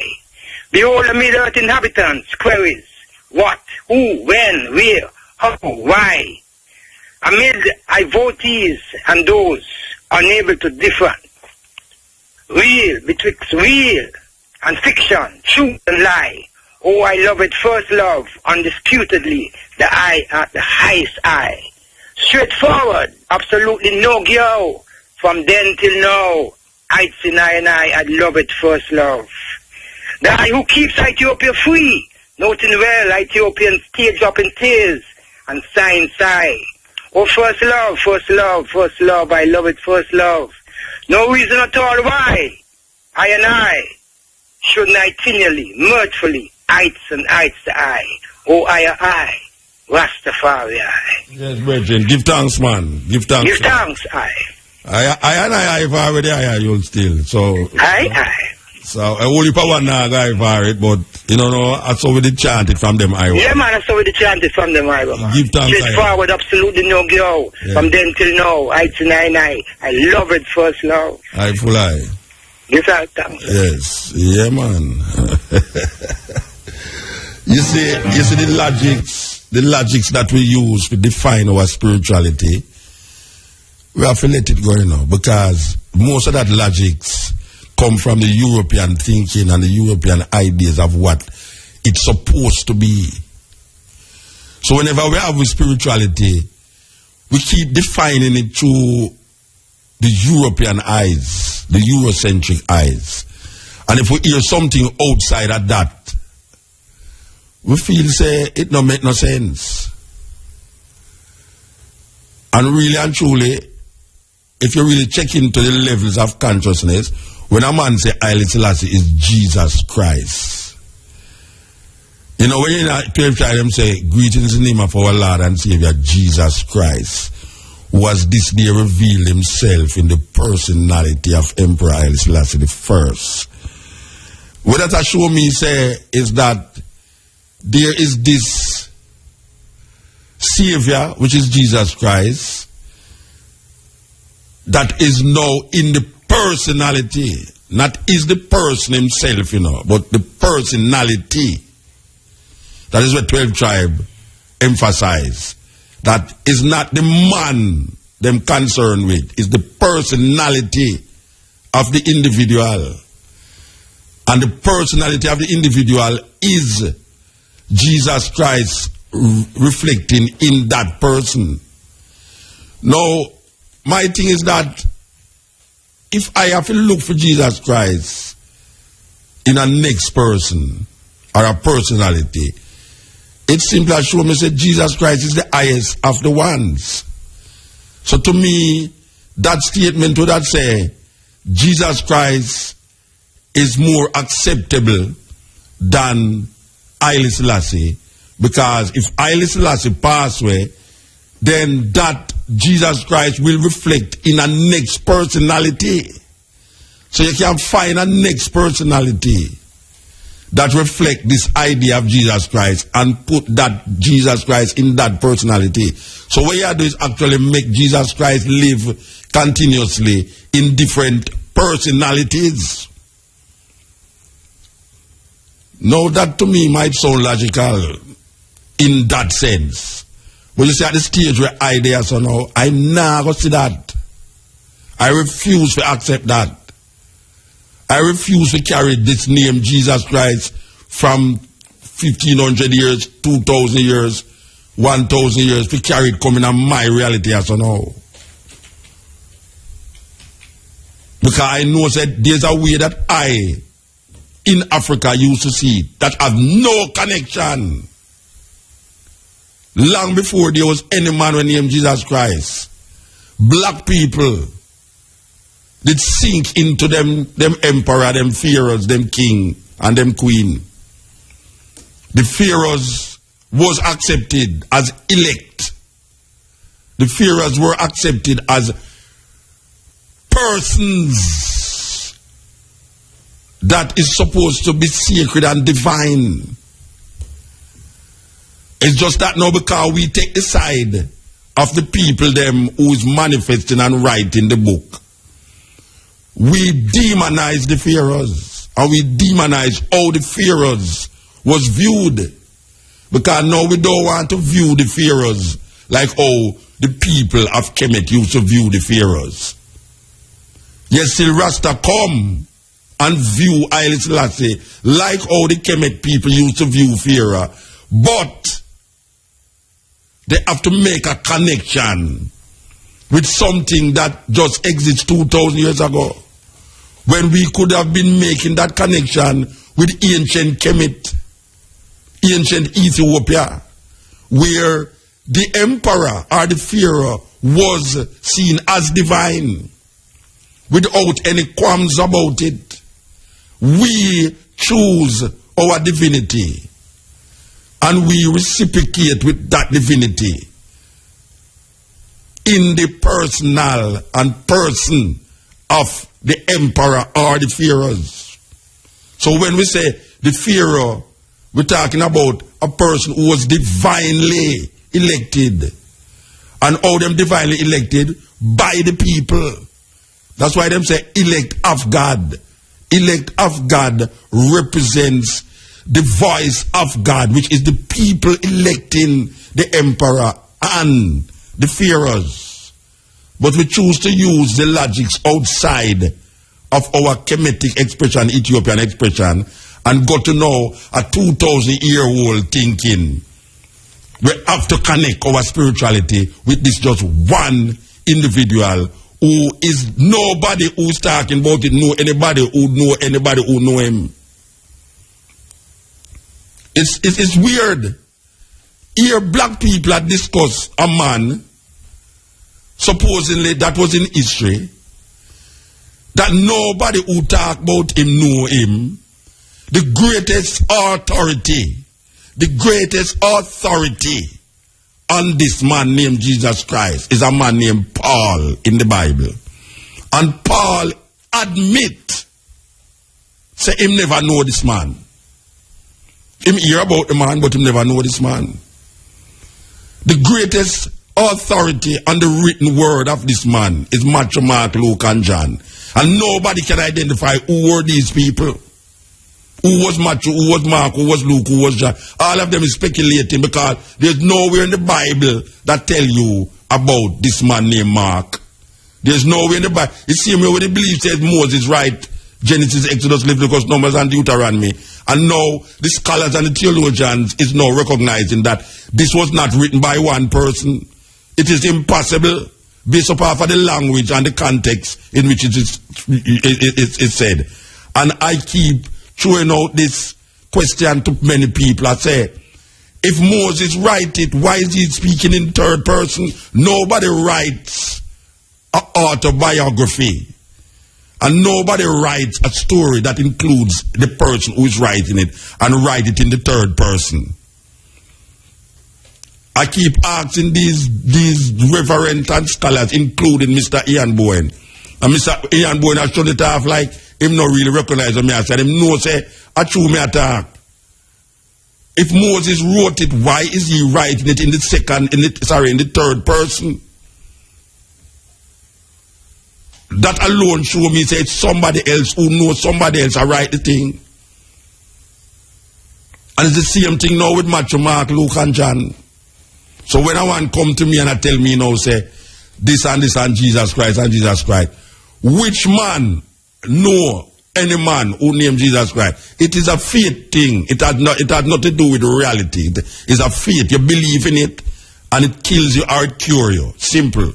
And it helps a whole heap of people and it don't help a whole heap of people. But what I say is that most people who believe in this thing, they have created more damage to the minds and the brains and also to civilization over the past 2,000 years. They have created more wars and divisiveness amongst people than any other group that I know,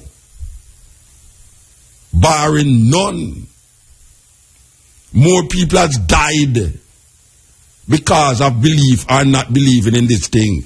More people land has been stolen because of the belief or believing in this thing. More slaves has been created. Here this brethren now when come with film foolishness I talk about is misinterpreted. Slaves must be obedient to their master. And the man said the master might be God. So I as slave I must be obedient to God. What kind of foolishness is that? Them talking about slavery as it existed in those times. They're not talking about, it has nothing to do with God. It's Paul that said slave must be obedient with his master. It means if you have a master and you're a slave, you must be obedient to your master. There's no going around the idea. They're trying to put it in the sense because it is in the Bible. That is what is being done. People is cutting off them foot to fit the shoes. That is what them doing, cutting off them foot to fit the shoes. And when them realize that them get stuck on something logical, out of the context of their irrational thinking, them either look on you as crazy or just go on to our next subject like them no want answer what you say. Who was Mark? Who was Matthew? We used to believe that's when them tell us Matthew was one of the 12 tribes, 12 disciples. No go so. Paul, who is the author of all the Pauline doctrine, nobody know. This guy named Paul, who write all these things to all these people, him never know nobody named Jesus Christ. And now them say Paul and Peter get killed, and Peter get buried under the St. Peter's Basilica. So Peter was the first pope. All of these things them tell we. Who is telling us these things? It's the same guys them we take we from Africa and bring we on so. The same guys them who did have we in Elmina and Cape Coast and have our mothers and sisters in dungeons of filth. Meanwhile, them dip on top of them and pray to Jesus and a drink liquor same time. We not ask you that. We know that because we got to go see that. The same Elmina castle, the same Cape castle where all our ancestors have two church at the door. As you come out of the castle, so there's two church there where the guys them who, after them rape with picnic, with children them, rape with mother, rape with father, lock them up in a dungeon. That's where you lock up in the dungeon. And then there's something with me hearts, nothing. And there's something with me hearts. Me lock up myself in that dungeon there already. And me stay in there 15 minutes and I have to come out. And them say this is the bad slave dungeon. Where you lock up in there, you can't even see the darkness. The way the place there. And in there, so them lock up our ancestors and put them in there. Meanwhile, them there on top, upstairs. I have church service. And I thank God for the bountiful amount of slave where them get now for carry command, so. Them have female dungeon. Where all our sisters them lock up in that and wait for transport it across so. Meanwhile, the guys them have party up there. And when them ready, them draw out one of our sister them and carry go upstairs, do what them want, do with them, put them back in there, and then Sunday morning, them go outside of the dungeon and go to church. In the name of Jesus. And them carry command so in a ship with them presumptuously call Jesus to. Because them use the name the ships are for biblical icons. And one of the ships them was SS Jesus of Rubek, where these John Hawkins ship carry away command so. And black people in the name of Jesus and look for Jesus to save them. And when you say, no way, Jose, them say, you're going to burn up in a fire. The omnipresent, omniscient, all-compassionate Lord is going to burn you in fire. Because he is a jealous God. And it's them things that them want me to believe in my life as so now. After we come see all of them things there, we come up here so now and recognize none of those things that them tell my grandfather, my great-grandfather, my granny or me has done or benefited the African people. All we do is believe, and look on our condition in life. Individuals have made a good thing for themselves, but look on us as a group of people, as a race of people. When Marcus Garvey talk about, but look on them. Him go here so and him say the black man have no kingdom, the black man have no economy, the black man look how it's still, look how it's structured. And we are looking for salvation in the name of a elusive individual who the people them who tell you about it not know who name so and don't know him. And let them curse we because we single out an individual in our own logical perceptions and persuasion to find someone who, if we look into him, we can see ourselves and recognize that is we have to liberate ourselves. That is the terminology of I and I. When you say I, you say I. There's no you in I. There's no second person. I and I is one. And we use and create that logic to help to liberate we from the pangs of European domination. Marcus Garvey said, if the Jews want to believe in a God of Abraham, God of Isaac, let him do it. And Marcus Garvey said that. If the Jews want to believe in the God of Abraham, God of Isaac, let him do it. We believe in the God of Ethiopia.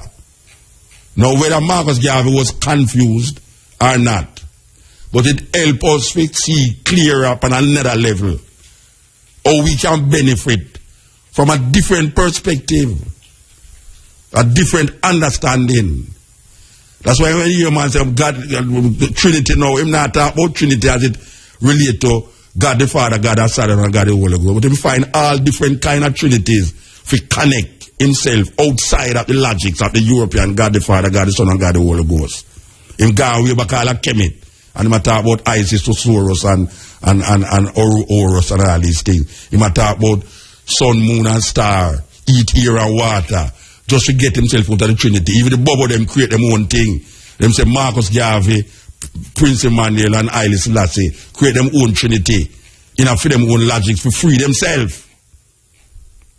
So we don't have to go use for them logics every time continuously. And feel say, boy, if we don't use for them logics now, we're going to burn up in a fire and damnation and all them things there. Earth change. Things now get better, things now get worse. So every man have to find him salvation. And black people, they are the bottom of the pile, as you know. The bottom of the pile. And we still look towards where them are giving for salvation. And crazy. Go on, sir. Yeah, this is the Cotton Edge. We wasn't here during the weekend. We did have the island. And this continuing talk, you know, is we and Andrea Williams. Well, sorry to say Andrea Williams, but Cabo is a stepping razor, and the Running African program have been relentlessly making the statement about what Norman Grant said. Well, we are told that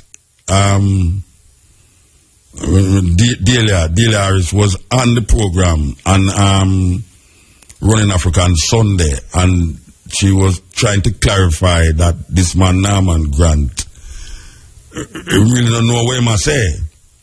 So it shows you the disconnection between the different people them in the same party, same government. Because same way when Damian Crawford did say Black History Month not relevant, the next day I went to a function where Lisa Anna, the Minister of Culture, was opening the Black History Month celebration. She was actually declaring Black History Month in the park. So meanwhile, Damon Crawford over here is saying it's not relevant. The Minister of Culture is saying it is relevant because they had a function in Emancipation Park about Black History Month. So here we come again now with this Emancipation Day. And this man, Mr. Norman Grant, is saying about Denbigh is the only celebration that is going to be kept for emancipation. And here is, coming from the Ministry of Culture, Delia Harris is saying this is erroneous. The normal Emancipation Jubilee at Civil Heritage is July the 31st and August the 1st, which is what used to happen before. And you know them used to have watch night vigil and celebration of drums and in every town square August the 1st. So there is, Mr. Norman Grant, you need to contact your people then before you start to run up your mouth and make man like me or make Cabo go up on the case and then people have to come say we have stir up trouble. We are told that the regular civil heritage function that used to keep a civil will be kept. And there's a celebration of drums in every town square August the 1st. And also that the Ministry of Culture will be teaming up with the UNIA to celebrate Marcus Garvey's 100th anniversary. That is what we are told. So we give thanks that the clarity was made, and we give thanks that there was an answer, and we give thanks, ones and ones did ball out. If you never ball out, sometimes if you don't ball out, you know. If you don't ball out, them don't know say lick you understand?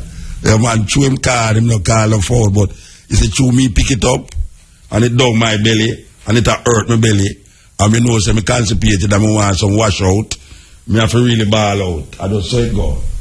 Okay. So we there. We click this now, my customer's power there. Yes. Cutting edge. Yeah, what you do, man?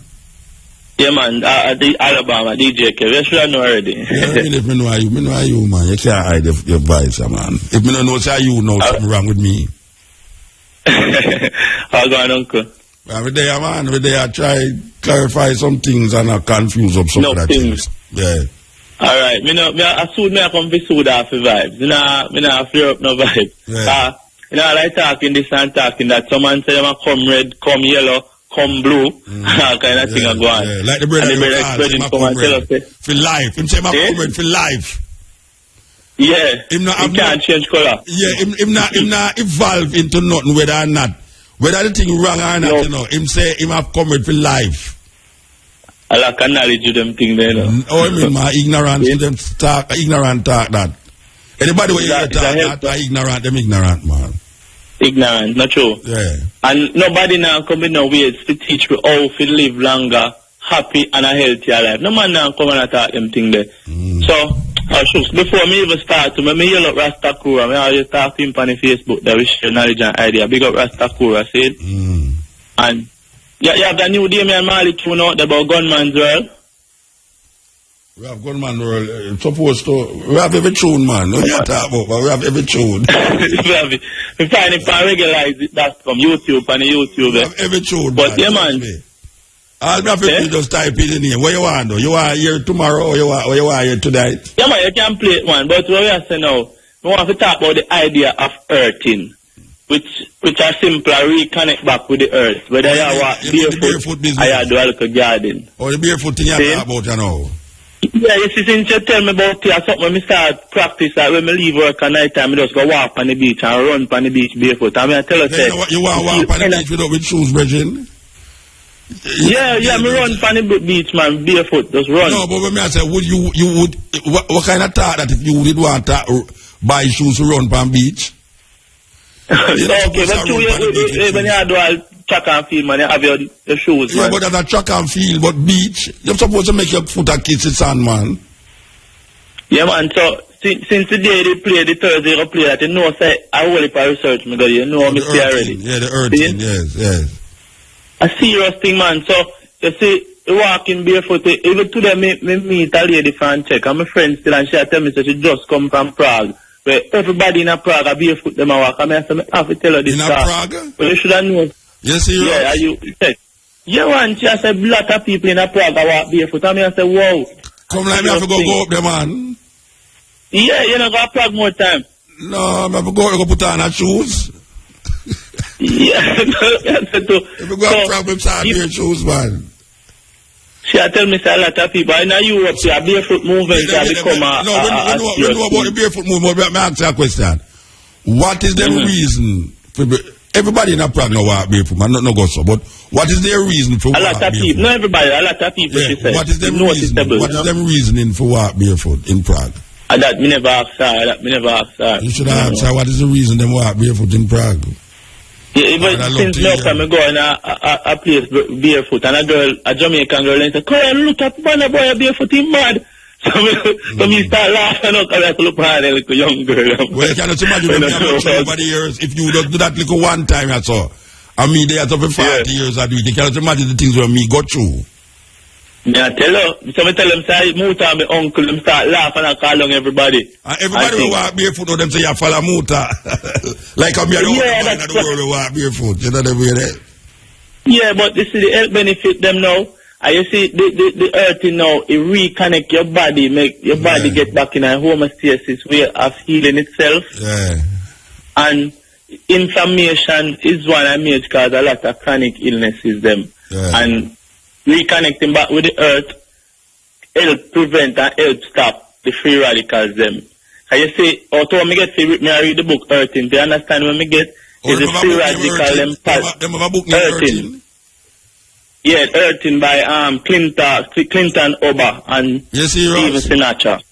Yeah, man, I read it, man. I have to go find a book there. Yeah, me forward, me bring a copy for you, man. See?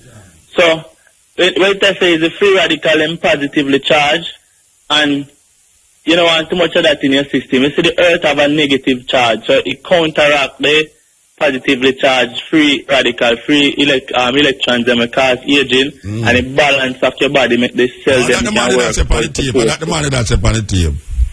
But yeah, upon the thing there. See? Yeah, just like how you grow on your TV in your house. So a man understand. So your body have to grounded. Yeah, just like all we have locks and we're now walking our show. It's like a television. We are seeing things, we are sending out things. Yeah. And a collect information said we. Yeah, like a 2 extra antenna walk with, you know? Yes. Alright, sir. Give thanks, Virgin. Yeah, man. And the next good thing too, they have an next partner with me personally, like they have a volt thing when you get a voltmeter. And him like in test your the volt them in your body when you're near a TV or a radio or an electronic device, and it ice when you're grounded yourself now, it's very low. No do that all the while. Me do that all the research that with me. Yeah. Yeah, but that happened to me. But people not see these things, them things they not affect them. And when them sick, they don't know what happened. Watch out. Sometimes I do some things. We are going to play out and all them way there, and I do some things and I say, brethren, you see me, you know, it not going to work if me stand up there, so, you know. And them I say, where I say, me say the thing not going to work if me stand up over there, so. And them say, I go stand up over there, so I go over there, so appear this station and appear this and this, and them say, what happened? Me say, I'm true, me not have on the shoes. That's why it goes so, because I want to tell you something to you. Me do some sound check sometime, you know. And the mic, me no use wired microphone, you know. Me use cordless microphone, because you know. You say if you want to know if a wire microphone is well set up, give me it. Because when you give me it, it shock me, you know. Normally, a person who have That's real. and him hold the microphone, it now shock them. But it's me who hold it, it shock me. And me I tell them that the microphone now it's very conductive. Yeah, it's not proper. So you know you have to go fix the microphone, yeah.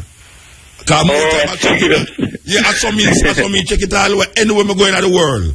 And a man give me a wire microphone. You see, if I shock me know say this thing I don't work properly, it have to go work properly. And they all fix it. Them fix it still, you know.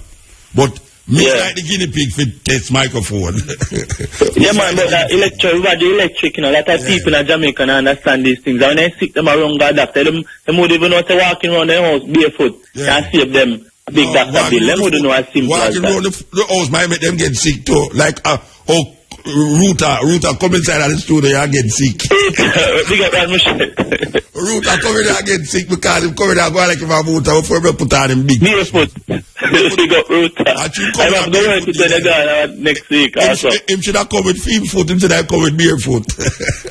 Yeah. Anyway, yeah, man. So I got you see the Dr.Civil reason, and next time you talk, I come play Dr.Civil every day, and that's a serious health vibes again. Yes, yeah, electric food. Yeah, it's not joke business. I saw some of them something that I eat, and you feel energy, you feel more vibrant, you know? Yeah, man. So that is the next time and a different time. Cutting edge at university, that's how it goes. In a gunman world, any night in black, he not work. Is it worth it? Is it worth it? Is it worth it all? Well, in a gunman world. Yeah, gunman world. Man called Davian Marley coming through. That's when a gunman work, if he is successful and the job is well done. Yes, cutting edge. Yeah, man. Blessed. Hello? Yes. You hear me? Yeah, man. Okay, I hear the phone clicking. Yeah, man, we'll click it. Thanks for that blessings, man. Blessed, how you do, man? You draw me out tonight, man. Me draw you out? Yeah, man. So you never did a listen all the while? No, meaning for calling. Okay. When me draw you out, pan now, tell me now, what me do? Alright, I'm one who welcome science and the truth as far as spirituality and the belief, the faith system coincide and they prove each other. But I'm always welcoming where all the myths and the misconceptions can be disproven, you know? So you mentioned the whole business of, Paul and writing the gospel. Question asking, is it your belief that the Bible in many areas is a total lie? Well, you know. Yeah, me I listen, man. I don't say it's lie, you know. When me I say it's a group of people write a story, and it's literature. It's not really historical. It's not really like something that you must take literal. So a lot of it is mythical, and a myth is not lie. It's just a group of people that try come to grips with them situation in a them environment, in a them time, in a them culture, and them use certain literature for explain it away or explain into it. Paul now is a problem because Paul, who used to kill off these people who believe in this man, come now and say lightning something strike him and him now become now a converter and him become the chief navigator for this thing named Christianity. So it's out of Paul Christianity form and fashion itself. It has nothing to do with an individual man named Jesus Christ. This is the philosophy and opinions of a man named Paul. And I am saying that nobody who write about this man know this man. If there are no birthday, there's no time when a man can't tell you when him did born, a man can't tell you when him did dead. Date, and you have a man will live 4,000 or 5,000 years and you can't tell exactly when him did born, the day when him born, the year when him born. And this man just supposed to be there 2,000 years ago, and nobody on earth can tell you what day him did born. Here what happened now, Muta. The way how you analyze history, and in particular biblical history, the agnostics and all of those who study biblical history supposed to welcome it because it's an opportunity to dissect and to prove what is true and to dash what is untrue. So if you're really looking for truth, one should welcome these things. One of the things that I have heard from different ones is the Bible is one of the most accurate books in history, because most of the things in it you can go back in time archaeologically and geographically and identify the names and places, and in many instances in the entire book you can actually establish the time and date. Give it for instance. Give it a for instance. The Noah's Ark. Which part Noah? Where in history them locate Noah's Ark?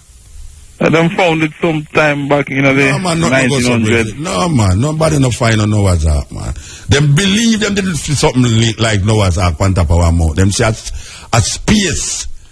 When I say space, I mean an area that look like it could have facilitated this ark. But in further investigation, them realize no, it's not that. There's no identification. They have no come out and said it's not that. Yeah, there's, of course. Go back. I'm not in possession of that information. Well, go on your internet. Go look on it if you don't want to take No. I'm not here to debate. What I am saying to you, if you say something, the last person, I don't remember the man name. The last person who go figure it out, and if they truly believe, say the area where him go now, which is different from the 1900 thing. Yeah. Him truly believe, say, him going to find it now, and him go up there and spend how much millions of dollars with all these equipment and thing, and really go up there to find out, say, it's an ancient, it's a stone. It's a large stone, that if you look on it from the sky, it will look like that. But when on further investigation again, them go find out, say, it's not no ark. Yes. So, and as a matter of fact, there are a lot of flood stories in the Mayan culture. Yeah. In most cultures around the world, there's a lot of flood stories that equal up to that story in the Bible. Yeah, I've heard that reasoning as well. Yes. And there are a couple errors in the Bible as we in the Western world know it, because even the Red Sea, the original transcript, it wasn't really a Red Sea, it's actually the Reef Sea. Sea of reeds. It wasn't as deep as people think it you know. Let me not go cross it, ready? Me go cross it, sail upon it. I invite you to, there's a book that has been, is a culmination of 20 odd years of research by a Jew who became born again, who have identified every flaw in the translations as we know them, whether it be the King James and the the New King James or the Living Bible or the Message, whatever. And he has come up with a book called the One New Man Bible. I haven't gotten a copy of it as yet. I saw him do an interview and he said there are a couple errors well in the entire Bible. Because, for example, in Matthew chapter 17, verse 17 to 21, that talks about the man who had the son with leprosy, and then bring them to the disciples, and the disciples them couldn't heal him. And then them bring him to Yeshua, and Yeshua cast out the demon. After the man gone about his business, the disciples them come to Jesus and ask him down in verse 21 or thereabouts, how come we couldn't cast out this particular demon? And so this kind coming up but by prayer and fasting. That is in the King James, and when you check the NIV, them cut it off from about verse 20 or thereabouts. That is not there. But Mark get cut off to them. I've done several search of different translations, and what most of the people who spend time studying, they say no matter how sweet the other translations sound, the closest thing to the original Hebrew and Greek translation is the King James. But even then, the King James have a error or two. Not error or two. No, it has errors. You know, it is translated by man, commissioned by King James, as we know. I refer you to a book named the Bible of Bibles. I will refer you to that book, the Bible of Bibles. The Bible of Bibles. Yeah, I'm gonna get it. So I am acknowledging that in the different translations there are errors, and also, and this is something I don't hear you mention too often. a lot of the so-called different denominations within so-called Christendom. I don't call myself a Christian. I call myself a servant of the Creator, a son of God. Because the Christendom is a Greek thing. It's a Roman thing. That's why they used to call Europe before it named Europe. Yeah, so it is not necessarily in my revelation at this point in time the accurate thing. The accurate thing is to be a servant of the Creator. Now, as far as I'm concerned, you know, the translations were done by a lot of certain denominations, which are just tributaries of the original thing. They're the same Roman Catholic thing. Marcus Garvey himself was a Roman Catholic, was he not? Well, he grew up in a Roman Catholic situation. I don't know if he was a Roman Catholic, but he grew up in a Roman Catholic situation. Like me, I grew up in a Roman Catholic situation, you know. I was Christian in a Roman Catholic church. Yeah, I remember. No, Rastafari McConnell has always made reference to the Bible. Yes. So he follows the glory in the Bible. Same glory in the Bible. Yeah, he follows teachings of the Bible. Yes. So, it says to me that he was able to identify truth in the Bible. But I never tell nobody to appear line of the Bible, though, you know. I can never come out of my brains and say, appear line of the Bible. Because you have messages that you can live by in the Bible. Brutal. That's why I'm very deliberate in talking this way. Because what you have done, you know, you have focused more on the elements that have been very distasteful to you, and because you have spent a lot of your energies enunciating those, there are a lot of people now who just going to get a totally overall impression that may go in the wrong direction. I'm not saying that some of the things that you are saying is not true. I listen to you very, very keenly, you know, because I'm not here to get into debate and who for point. I listen for truth. I listen for here. I know that when I listen to your heart, is a man who seek truth. You seek truth so much that you travel the world and you incur the necessary heat and cold and all these different difficulties to prove the information that you have read. You're a man who read a lot to prove a lot of things, and that is your quest in life, to find truth. So I identify that in you, and I respect that. No, at the same time, I don't necessarily swallow everything that you may say, hook, line, and sinker. But I never like you that. I never want you to do that because I may eventually change tomorrow. Yeah, man.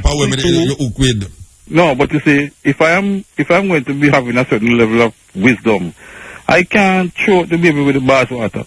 There's no one individual that prophesies the entire whole, you know. Yeah, we all have something here. Stick up in. Remember, I said the Bible is a collection of books, you know. Absolute. Yeah, so but because you accept one book, you have to accept the other. There's 66 books in the Bible. Not because you accept 10 books out there, you must accept the 56 the others. No, I have read all kind of books. Yeah. And I believe that the Bible is one of the more accurate books of all books. But accurate for what? Accuracy in what sense of the word you're talking about accuracy? All right, for one, a lot of the principles that are in the Bible, as you said, you'll find them in Egyptian books that were there long before that. Yes. We agree with that. Yes. But on the other part, for example, there's a debate about who wrote the Torah, the first 5 books. Yeah. But the debate don't know. I know Moses write it. The debate don't. No, but you see, even when I was doing my research a couple of years back, I have always heard that some of the books that them claim is Moses write it. They said, no, it's more Job who write it. No, I never hear about no Job. You're right. What is the latest thing in the theological colleges now? Them have a J, them have a E, and them have a P. These are letters that them use now to describe the different parts of the Bible that was written in different times, but not necessarily from the same person. By the person. Yeah, so them have J, like the book of J. I don't know if you ever see the book of J yet. No. All right, them have a book in the book of J, and them show you that in the beginning of the Bible, there's 2 things there that is talking about 2 different creation stories.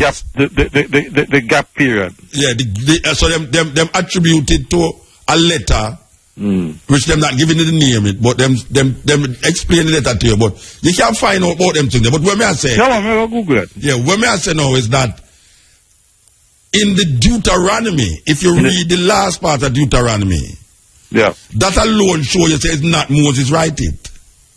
Yeah, because Moses is dead.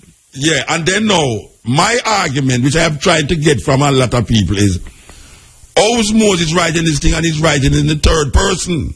Yeah, in other words, and Moses went over and Moses write it. Yeah, and Moses do this and Moses do that. And Moses is writing himself out of the story. Yeah, so obviously it's not Moses that write it, because nobody writes an autobiography or a journey of his life in the third person. That is so the illogical and substantive irrational. point that you have brought out, Muta, is that even though the substances and the principles that are within the Bible may have some positive impact on our lives, there are certain information that is still not yet correct, is need to be established and proven as to who the respective authors are. That's basically what you are saying. Not only proven, but if something is inspired by God and you don't know who write it, or you know that it is inspired by God. Yeah, fair enough. But you see, the whole mystery. Bob Marley is inspired by God. Luciano is inspired by God. Who is not inspired by God? Yeah. Question asking. You have gone to the Vatican and all these places, and you have gotten evidence of the Black Christ. Yeah, we see them have not only in the Vatican City. We see them in all in Russia. They have a lot of collections. Pangore Island, them have a black Madonna in one of the church. Gore Island is one of the slave ports them in a Senegal. Right. Yes. So the point I'm bringing out is that there's no what is it now? There's no smoke without fire. There's some substance there, but maybe the context and the extent to which it has been conveyed in the Western world has been a little bit off, but the substance of it in the main is correct. I can tell you something. Thou shalt not kill. Love your neighbor as you love yourself. I could have never fight against that.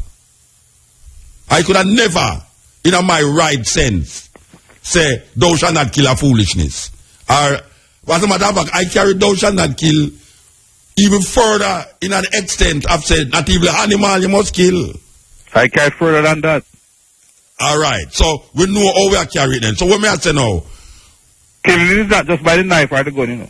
No, you can't use your mouth and murder a person behind the back, because most so-called witchcraft, godfulness and bad mind and all them things there. No, not only that. A lot of the occultic practices is incantations and speaking a person's name in them talk, you know. Yeah, they can put a curse on a man, you know. Yeah, all right. They can kill a man with your mouth, you know. Yeah, well... Continue. All right, so we are saying that I could have never fight against messages like that. That's why I say it's the message we are work with, you know. So you say we could work with the message.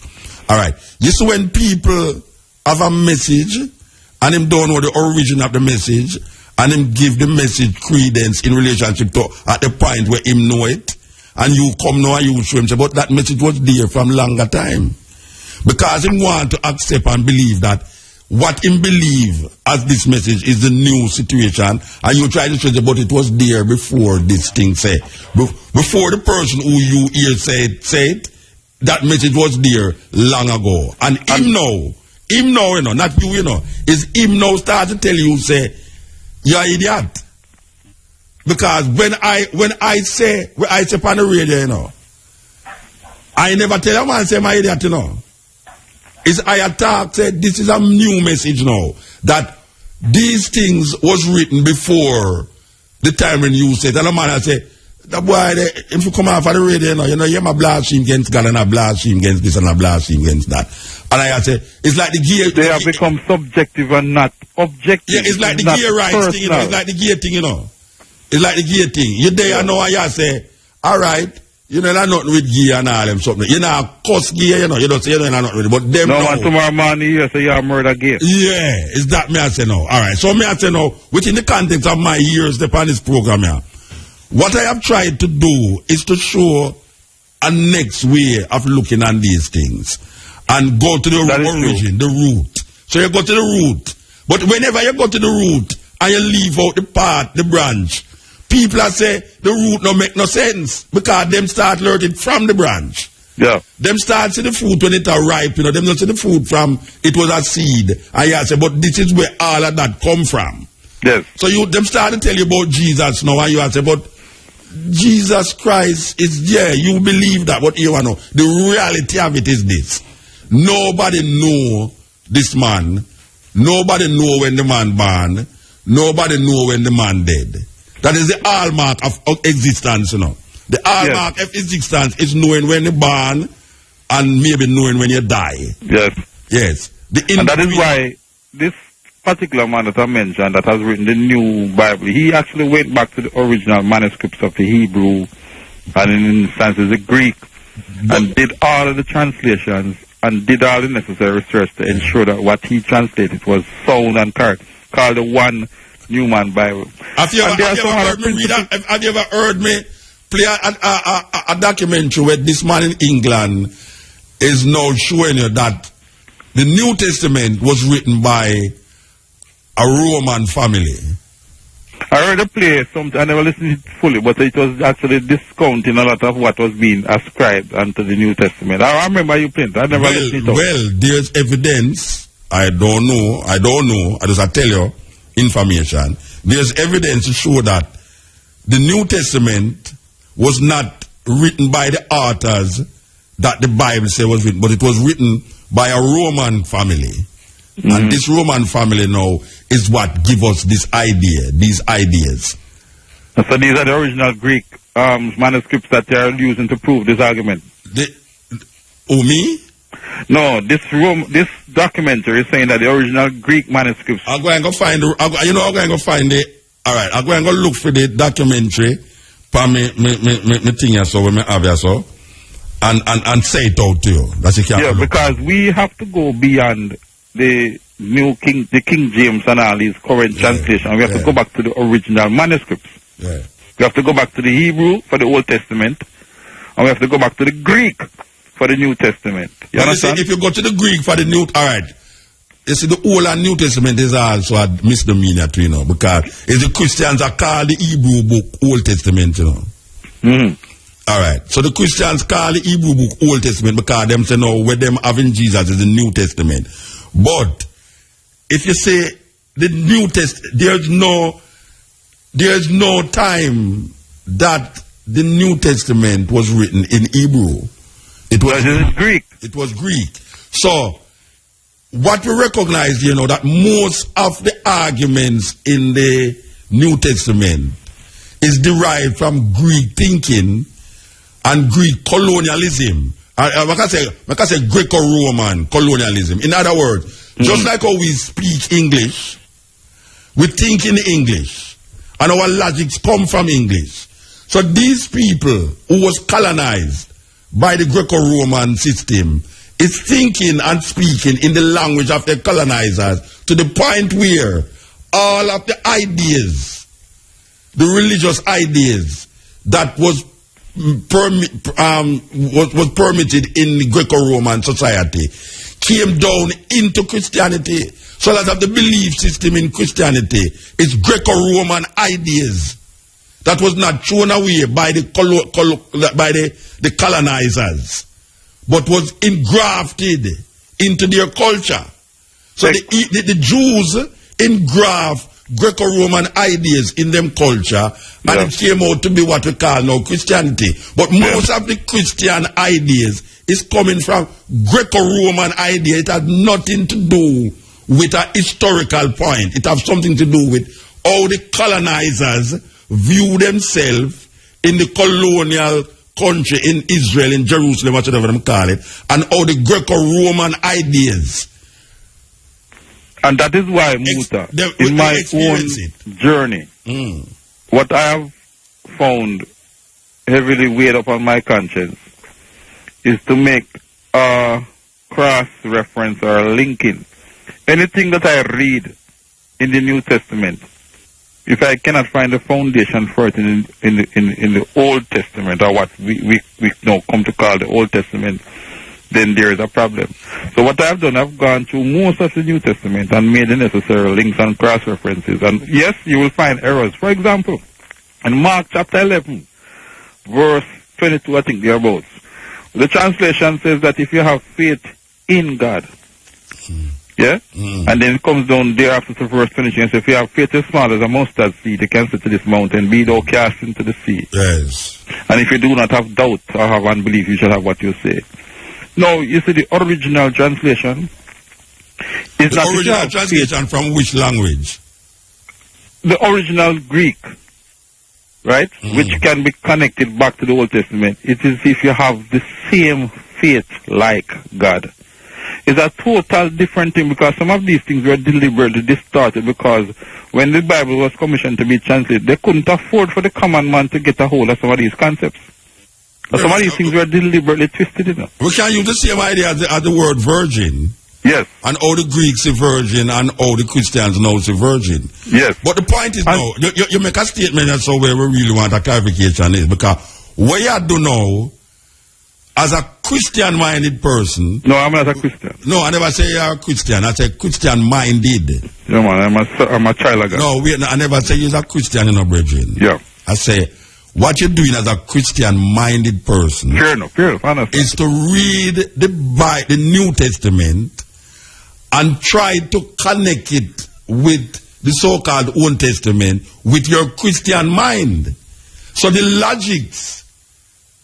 You continue your logics from the New Testament into the Old Testament, which don't necessarily mean, say, when the man who was writing it in the Old Testament was connecting something with the New Testament. That is why the Jews who hold fast to the Old Testament don't connect with the New Testament like how most people would want them to connect, because they don't say that because something was said in the New Testament, it have a relationship with the Old Testament, other than the writer who is writing it in the New Testament is making the validity, it making more valid what he's saying in the New Testament by referring it to something in the Old Testament. So when somebody read it now, them can say, but see there, it fulfilling in the New Testament, you know, whether it's not the Old Testament fulfilling in the New Testament, because see the writer say it and him refer to that, like a man say Emmanuel. When them say Emmanuel, them say Isaiah, they say Emmanuel, you know, and see it now, it comes in the New Testament. Not knowing, say the man who is writing it is trying to validate his writing ability. I understand what you're saying. Yeah, and relate it to the Old Testament. Which if you're forensically dissecting the word, you see, you're going to be mindful of the interpretation and the truth within it. If you're really seeking truth. Because, for example, Matthew chapter 4, from about verse 1 come down, when Jesus went into just after John baptized him, Jesus went into the wilderness to fast and pray. And him say the devil come now to come tempt him. I'm say, see them stones there, since they are the Son of God, turn them into food, you know. And man say, it is written, man shall not live by bread alone, but by every word that proceeded from the mouth of God. Yes. No, that is coming directly from Deuteronomy, if I'm not mistaken, it's Deuteronomy either 1 or 8, somebody else. So the man who was writing that was regurgitating something him reading at Deuteronomy. Yeah, but it is said that that story was pointing out to the believer is that the wisdom principles of God, you know, must be your main guide in life. Yes, and you can't make the little nuances of life now come take you off off track. Yes. Because if you allow that now, you're going to get a beating. And that basically, when you go back to the old, one of the things I do, you know, is to read the entire Bible, read the Old Testament, read the New Testament, do the meditation, do the reflection, and go back over it and go back over it and go back over it and try to find if there's any foolishness. You understand what I'm saying? Mm-hmm. Because at the end of the day, we're not trying to prove, say, yeah, the Bible wrong or right, you know. You have to have some amount of wisdom within yourself to identify foolishness whenever foolishness presents itself. Discerning, they call it. Discerning. Yeah, so a lot of people, even people within the church, they just hook and line and sinker, just gobble down anything you said to them. No. Yes, you said something years ago on the program. You must ask questions. Yeah, but you must ask questions. But you tell a man must ask questions and say the Bible that you don't need to ask no question. It's the Bible that. No. But this is the Bible of errors in it. But it's the word of God can't have error. No. The translations have a lot of errors in it. God in his wisdom would not allow a man to translate the Bible and put error. No, the substance of the translations carry some amount of positive weight on society, but there are errors in it, there are flaws in it. No, but I am saying to you, I understand, you are pointing out to me what they are saying. God in his wisdom would never allow his holy book to be contaminated with men who don't know what they're doing, because it is an holy book. It cannot have mistakes and error in it. And there are some other deliberate things that are being covered up from the seminary schools. Yes. I didn't physically meet this man, but I see this man on the cable a lot, on the internet a lot. This is a man who, and this is going to shock you. This is a man who, for 9 months straight, his testimony is that he was cooled by the Spirit of God for 9 months straight. Every day at a particular time, the Spirit entered his home and showed him that a lot of what is being taught in the seminaries is totally wrong. The word reverend must never be ascribed unto nobody but God. And yet we're calling all the men them reverend. So the only thing you should call him is shepherd that would feed the flock. And they call him father too. And he shouldn't really call him pastor like his cow you're dealing in the pasture. He's shepherd. No, but pastor, wait a hold on, man. The pastor and the pasture is two different words. Yeah, what he's saying, the word pastor should not be used. In other words, if you understand in word science, because in John chapter 1. Why you shouldn't use the word pastor? Because the concept is about shepherding the flock, as opposed to cows, which feeds on a pasture. Okay, all right. Yeah, I'm not quoting the full depth of it because several years ago. But one of the reasons why I listened to this man, he had the testimonies and he had the signs and wonders backing up his ministry, where he points out a lot of the flaws in the modern day church and Christianity, where he said that if the church does not have signs and wonders following it, there's a problem. If you are truly supposed to be a vessel of the Almighty, you're supposed to be able to do certain things that the word speaks of, and this man had those signs and wonders following him. A lot of what is being called tithes and offering, and this is why the secular has a problem with tithes and offering, because in Luke 23 thereabouts it says that the weightier matters of the law, we don't pay attention up to that. You know, the whole business of loving your brother and sowing to the poor and helping. But we're focusing on this pharisaical, legalistic thing about tithes. He's not saying that tithes is not a part of your walk with the Creator, but the extent to which the churches pay attention to it. Well, that is why it causes the secular man to say, see, the church is wicked. Well, did you know all they want their money. In America now, them have ATM machine in the church. Yeah, we understand that. So the whole thing has become commercialized. I true me attack, you know. No, I know that. I know of that. Yeah, ATM machine in the church. You see that come out of Jamaica. That's who come out of Jamaica. And one last thing. Leviticus chapter 11 verse 7 says that this is the swine, thou shalt not eat it because it is unclean to you. Why is it that every time a person is ill and goes to the hospital, even the very Western doctors, some of the first things that take care of is the very things that the Bible says you must eat. And yet the people them come out and gone back to eating these things. I never know so them give people pork in hospital. No, if you have a problem and you go into hospital, the doctors recommend that not only they cut out the pork, but a lot of stuff that they must cut it out. Yes, cut it out. No, you must stop eating all of these if they're going to help you to get better. They cut you off from eating all of these things that we take for granted. You normally say you take your teeth and dig your grave. No, I don't totally subscribe to not eating meat. I know that at the end of the day, if I had everything that I want planted in my backyard or my little land here and there, I can easily do without meat, because some of the best burgers are veggie burgers. Well, look at it from a humanistic perspective rather than a health perspective. We have to move, though. Yeah, the killing. Yeah, we have to move. Yeah? Blessed luck. All right, give thanks. Yes. Go on. Yes, cutting edge. You know, a conversation there a while ago, it's one of them conversations where we really hope for, because if you notice me and this version attack, me never raise my voice and him never raise him voice. I'm never there after I say, hold on, let me tell you something like, you know, listen to what me I say, no, there was never a time when them words come up in my mouth. Usually I talk to a man and you try to say something to him and him not listen to you. He might listen to him radio, this and that, and it not get civil. And me make my blood pressure go up and all them time there. You know, me reach a stage though, me not really want my blood pressure go up, you know, because GPS I make it go up too much already. Much less we come here so to make it go up.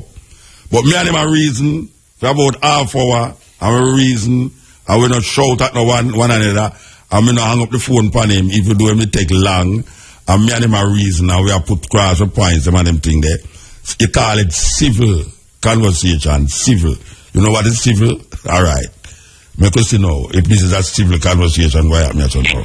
Yes, continue. Yes, greetings, Muta. Blessed. Yeah, man. Yeah, you know, the problem with chasing up, we think back to the Hebrew scripture, you know, it's limited. You know, even as myself, when I just started shedding Rasta, you know, they went back to the scriptures because that's a little comfortable with, you know. But you see even further now, as I say, we look forward to Egypt, Africa, but we say. Chemita, Ethiopia, you start look for. Yeah, you know, that there, so the Hebrews actually get them things from, because we never see them own text.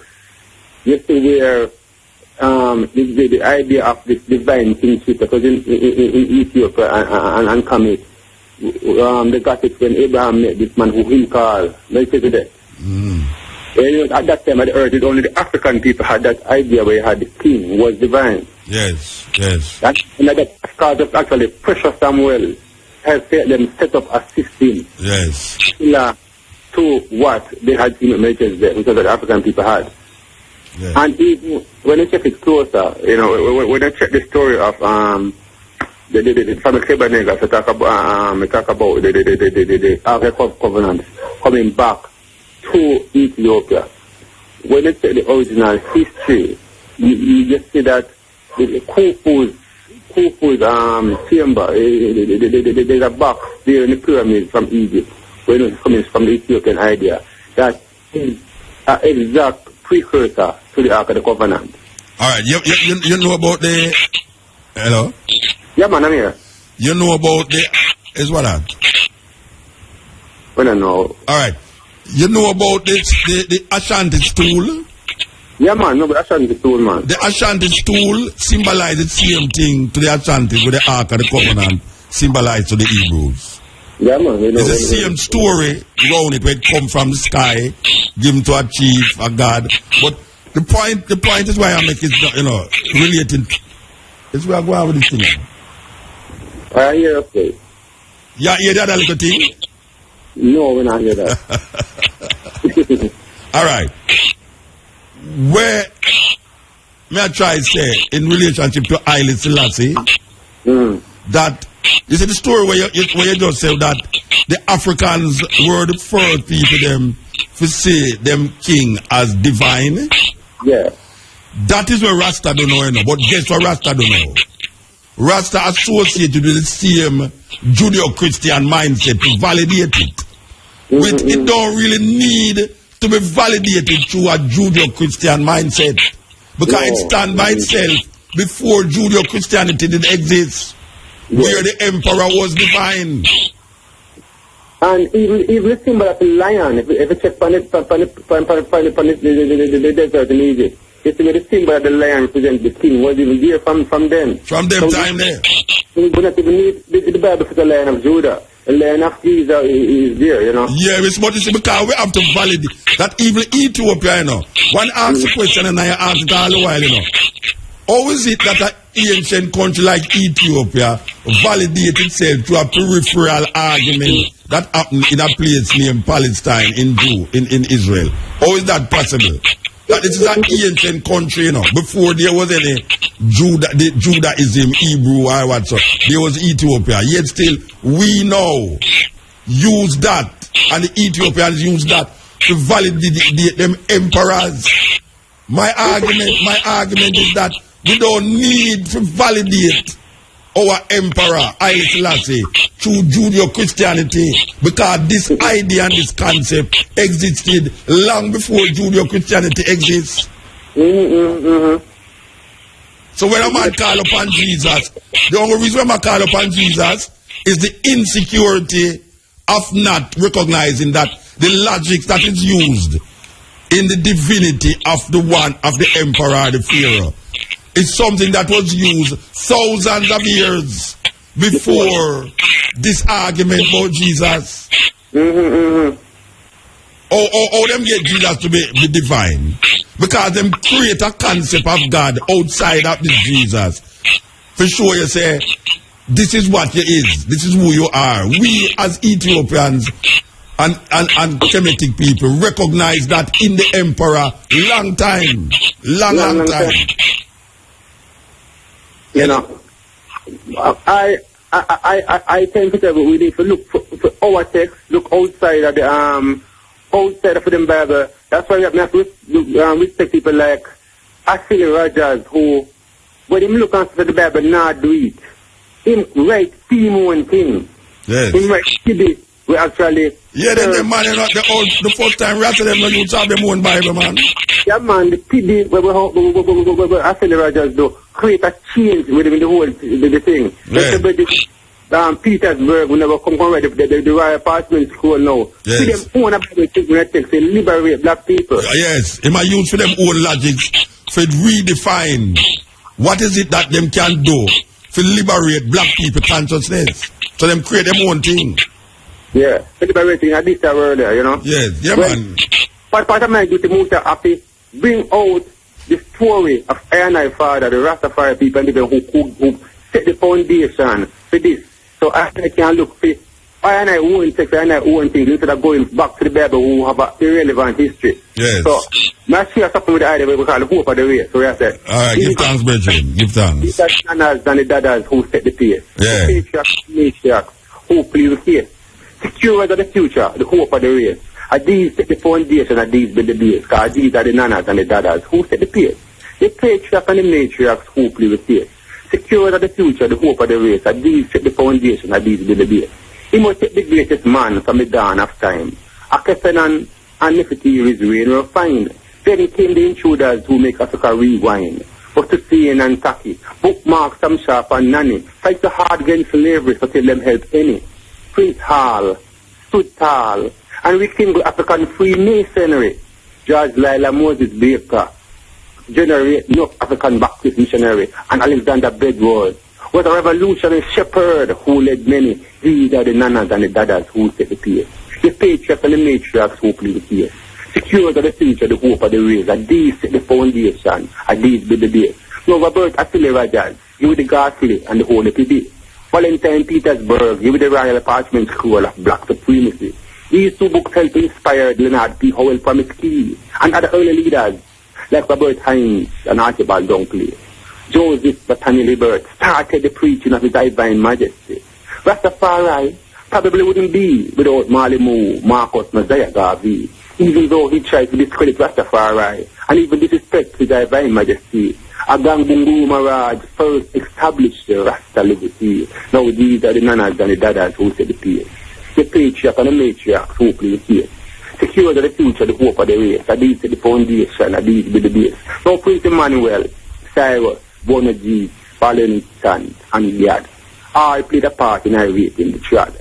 Rogers and Petersburg, Garvey, Howell and Henry worked with the wife they had. So Miriam, Lula May, Amy, Tehen, Edna are the matriarchs who led in the trad. Eden Haile Selassie, and Empress Menin, teaching good over border. Sam Brown, Plano, Bob and his team did make a start. Bongo Rocky and Baby I, Ista J, Ivy and Ivy, Bongo Tani and Time all played a part. Free Eye, Jerry, Kabu, Elite, Isis, Miguel, Muta, Mitzi and Gary I touch the people them heart. Now these are the nanas and the dadas who set the pace. The patriarch and the matriarch who play the pace. Secure the future, the hope of the race, and these the foundation, and these the base. Yeah, man. Give thanks, Bridget. Give thanks. Yeah, man. Yes. Okay, so it gone, the sound gone now when it turn on that. Alright. Next call. Alright, go on now. Yeah, this is the cutting edge, you know, say, little more we will be back here from 2 to 5:45 with the stepping razor, the art of war. And you know, it's a router. Ruta look like you have to go come here next week, you know, because you could have deal, you know, we are go back to Africa next week, you know. Yes, you could have deal. If you don't hear, we're gone to Africa again, you know. Oh, we're not ease up with Africa, you understand? Okay, we are playing this tune for Sly and Robbie. Believe you me, we are playing for Sly and Robbie.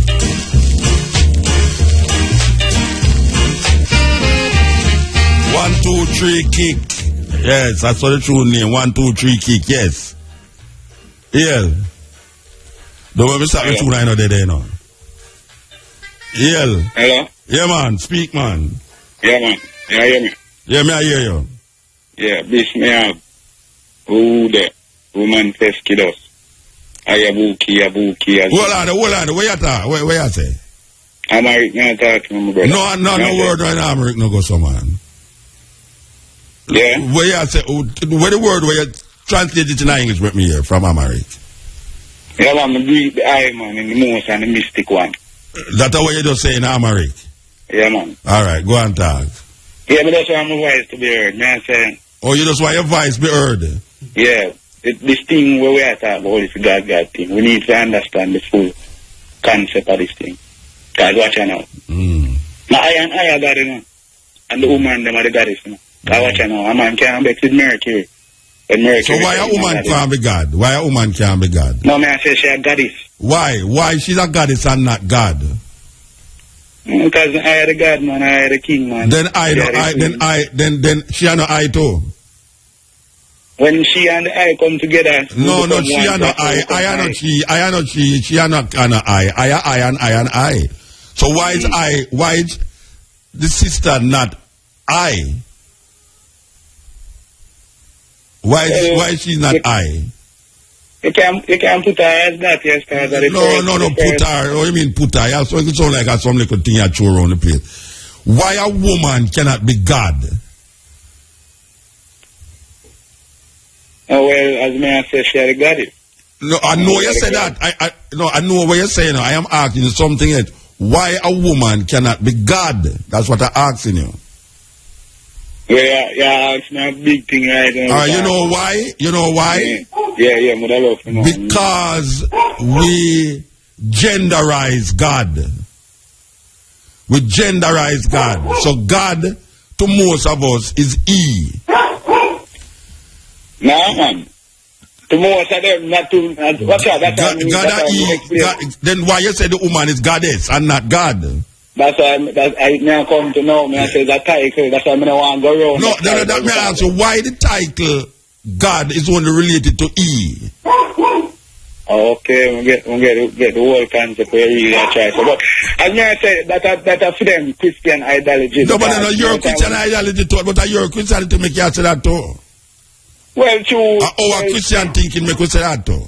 Yeah. Because I grew up in a them thing, but me not go brand myself as them. I grew up in a them thing. Me not go tell you that. Yes. Me not put it out till you know why a woman can't be God, why she have to be goddess. Yeah, but you really have a point, man. Me not go around. Okay, sir. All right, sir. Yeah, I'm glad you see. I just true for them ideology. Yeah. We just are used for them thing. True. Cause to me, you know, here my opinion is. My opinion is, you know, the mystic is not like me and you. You understand? The thing will make the whole world move and the whole universe and the Milky Way or whatever could never be like you and I. So why can't be like you and I? Why can't be that? The mystic no need. No, but you keep saying mystic or something you know you can't explain, you know. Why it can't be like that? Why is not I create the heaven and the earth? No, that means I would have exist before it then. Then I must exist before. Then I exist before it. So you say you. No, I never said about no you. I never said about no you. I talk about you. So you say the I exist before. Then the I don't exist before. I was before creation. The mystic within I, the mystic that is embedded in I now, which is you mean the mystic embedded in I? Well, I know the Christian them call it the soul. Yeah, where the I call it. So where the I call it? Me call it the mystic that is embedded in I. So why not say soul? Then why not say soul? You just try to be different from Christian. If I the same thing you talk about, why not just say soul then? Or you try to be different from Christian, the same thing. We'll put it that way. But So you is a man like this, you understand? And the people who listen to your program are some people, are some high people, so we really have to talk to them thing. But if you want, he's a man I always listen to, you know. You understand? He's not a man who I know, but I'm acquainted with you. He's a man who used to say I work there and who used to do security work and things. But anyway, the point when we really are trying to give this. We need to come to the world. We as black people, we need to come to the world self. You understand? And know the whole thing. You understand? The sun don't need no help. The moon don't need no help. The day don't need no help. Such the night don't need no help. Which is, the day and the night is one place. People need to know all them things at all. You understand? But you need to know to the dog, they might make too much noise behind you there. True. On the radio. Yeah. How can I use me there? But the point of answer still. Yeah, me hear the point. See, it's a whole heap of mystic thing to the thing. Yeah. So we don't need to have mix up the thing. Because where the sweetness come out of our cane. So when I say, where the sourness come from and out of our lime. Simple example, you know. You understand? So where the sourness come from? Well, I don't know. It will come from the lime juice, man. Where the lime juice it come from, man? Yeah, but where the sourness, what create that sourness tonight? Well, it's certain chemicals come together in the juice that make it sour. Where you laugh at? Well, what's laugh, man? Why you laugh? Tell me why you laugh. Well, you're reason with me like a kid now, because me I tell you so where it comes from. Remember, I know, you plan No, but you are reason like you a kid. I know me I make it sound like you are a kid. And you are reason like a kid. You ask me, say, nobody don't know where the sourness come from. Me I tell you the sourness come from the juice. Okay. Then you ask me know where the juice come from.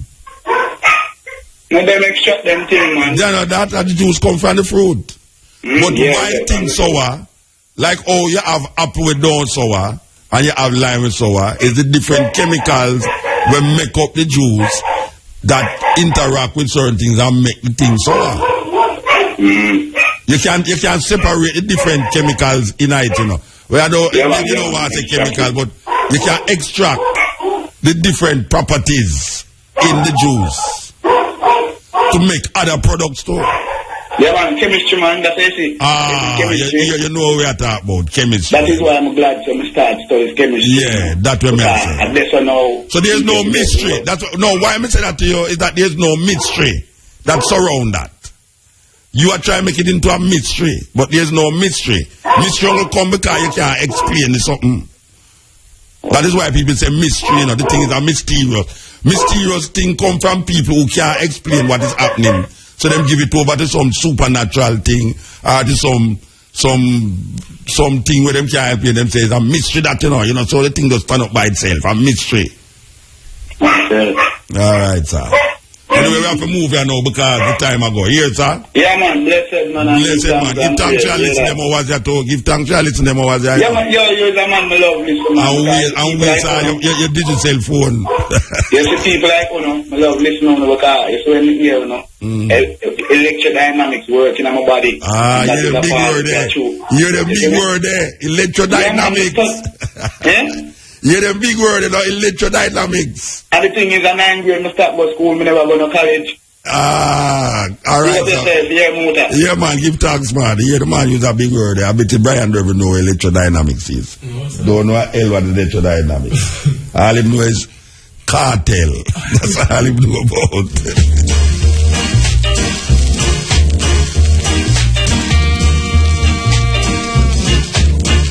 Yes, cutting edge. Peace and love. Blessed man. Muta. Yes, sir. Yes. I wanted to call and join in from one of them conversations there. What I have with some of them people there before.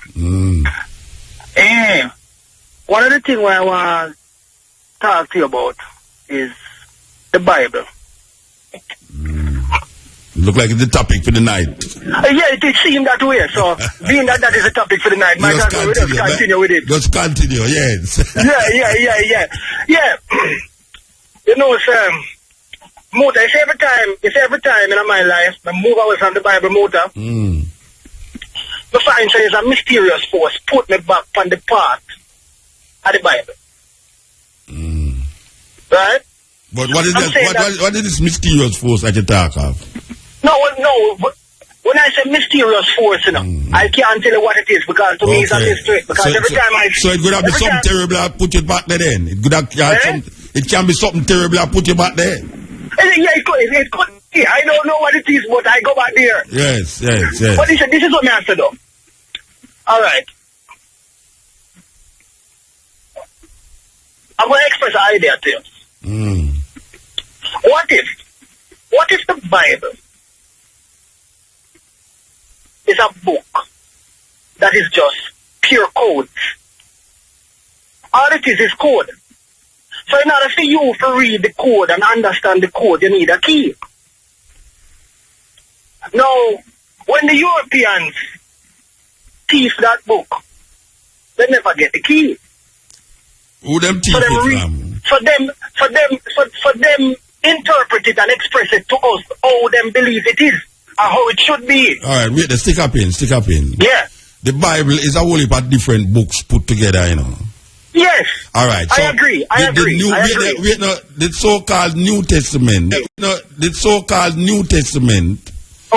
Where you say, what if it did have a code as a key? The New Testament was written by Greco-Roman thinking. It's people who was in the Greco-Roman thinking write it. No, but the ideas that are placed in the New Testament, these ideas far surpass the Greco-Romans. These ideas are coming in from the Roman teachers who were the Moors.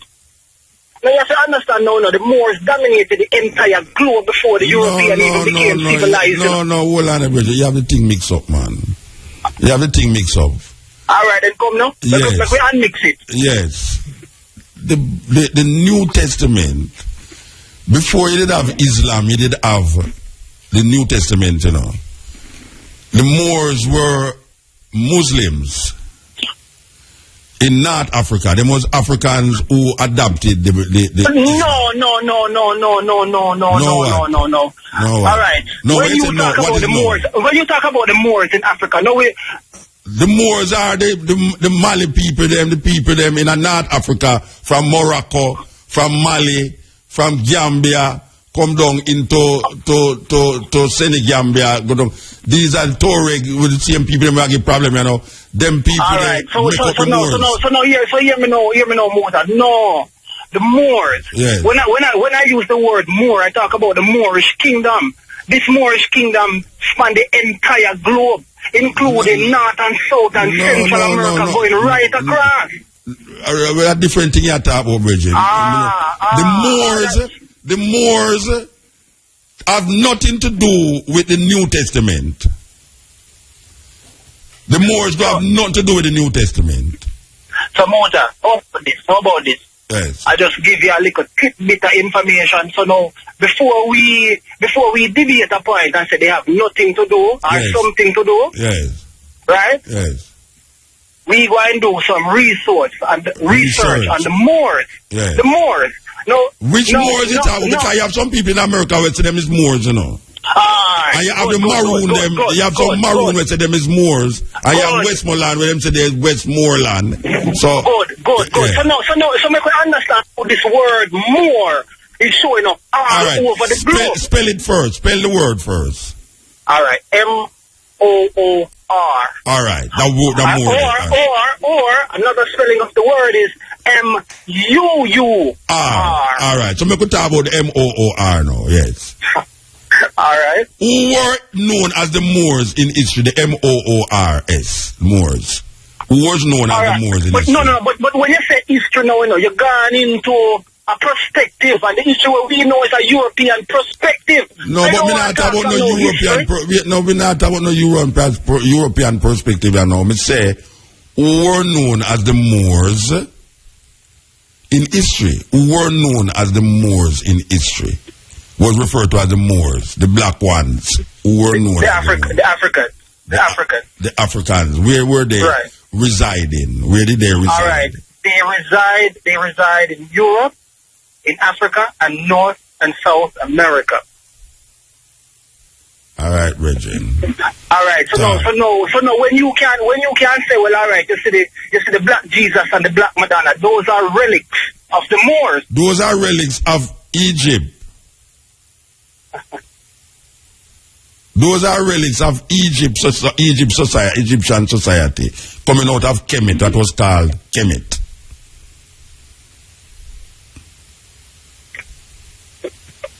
The black Madonna and child is a symbol that was brought down from Egypt with the idea of Osiris, Horus, and Isis. Right. These are the Greek names for these Egyptian. Those words are not Greek words. Those words are Kemetic words. No, it's not. So them the name Kemetic in Kemetic language. Them never name Horus. What I'm saying to you that the idea, the black Madonna and child, is an idea that originated in Egypt with this goddess and god that them call Horus and Isis. So where the Moors come into that? Because we are talking about long before the argument about Moors now. The M-O-O-R-S. You have to understand, so the M-O-O-R-S predates this Egypt that you're talking about. Kemet, it predates Kemet? Predate Kemet. Where were these people? Like you talk about the Moors. But you have to understand, these people are the original indigenous people of the globe. And they were called who called them the Moors? They call themselves the Moors. No, where in the history you get that, brethren? Where in history you get that? That there was the Africans, them used to call themselves Moors. No. We can. All right. First of all, Mota, when you use the word African, you're talking about European history. Yeah, all right. The name Africa is not indigenous to Africa. Alkebulan is the name of them use. Right, so may I ask you a question now? What time in history did you have a set of people before Kemet did name the Moors? And where you get that from? It look like me I forgot radio myself and call you. So you never ready yourself to call me? No, man, I'm up on the road, I drive and I say no, man. No, but if you come to me with some reasoning about the Moors, I would like you to substantiate your reasoning and tell me, because when I tell you about Kemet now, you say the Moors did it before Kemet. Right. So I ask you now, at what time in history, before Kemet, you did have a group of people named the Moors? I don't say never have them, you know. I never say never have them, you know. I'm opening my mind to what I say. Right. But right now you just want some timeline. But as I say, right now, I don't have the timeline. Well, if you don't have the timeline, you can't reason. I'm not going to give you no erroneous information. That's why I say no, you cannot reason logically for something where you know you can't validate it in relationship to what I say. Because I don't know of no Moors outside of the Moors that conquer Spain, conquer Granada for 700 years, and then in 1492, the king and queen of Vietnam decided they're going to run them out. Okay. So I know of the Moors in Morocco, I know of the Moors in Mali, in Timbuktu, and these places, and them go cross. Apart from Carthage, who was Hannibal, who go in Italy, cross the Alps, I know the Moors went into Granada in Spain, and them helped to create certain vibe, but them was Muslims. I don't know of Moors in South Africa. So you have to teach me that. All right, but you heard of Moors in North and South America, though? No. I know of Moors who call themselves Moors in America now. Oh, no. I know of black people. Yeah, I know a set of black people who is fighting for what we call land. Right, sovereignty in America that call themselves the Moors. All right. And I've been amongst them. All right. Yes. So where are you going, though? This is the first time I call in. Okay, sir. Give thanks. And I just have to call in for those. Call in again, man. When you not drive. Yes. All right, Richard. Give thanks. All right. Bless it. Yes. Yeah, this is the Cottonage and IRFM. You know, say, it's time last now. My boy not sleep tonight at all. Him depend on him computer. Hey, you see that computer thing there? Believe you me, because we know if you never have that, you would sleep, you know. If you never have that, you know, say at 3 minutes to to 2 o'clock. All right. One thing. Talk quick. Yes. Yeah, Nicodemus there, you know. Nicodemus. Yeah, man, you don't know that name there, no. All right, talk. Real things from the Moors, you know, brother. The Moors are more Muslim. Yeah, we don't see that talk about that, and he might bring a different reasoning to me. So, me can't fight him because I don't know where I get him information from. I mean, I open my mind, you know. I open my mind. I like know. You may ask, you worry about the tree of life? You mean the plant where they are Jamaica? No, man, one plant, one place. No, me hear about the tree of life in the Bible. Me hear about the tree of life in the Bible. Yeah, but there was a sacred place in Venezuela. A secret place in Venezuela with a tree named the Tree of Life.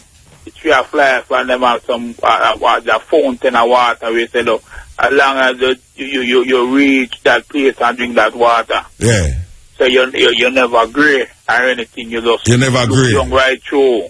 All right. Well, you know, say I go Africa, 2 places in Africa, and them have some in a Lalibela. Them have a water there where them say if you can't have children and you go be in the water, you will get pregnant. And the same thing I find in a Gambia the other day too, where them say the water there, where the whole crocodile them in if you can't end up in the water. Ganga River.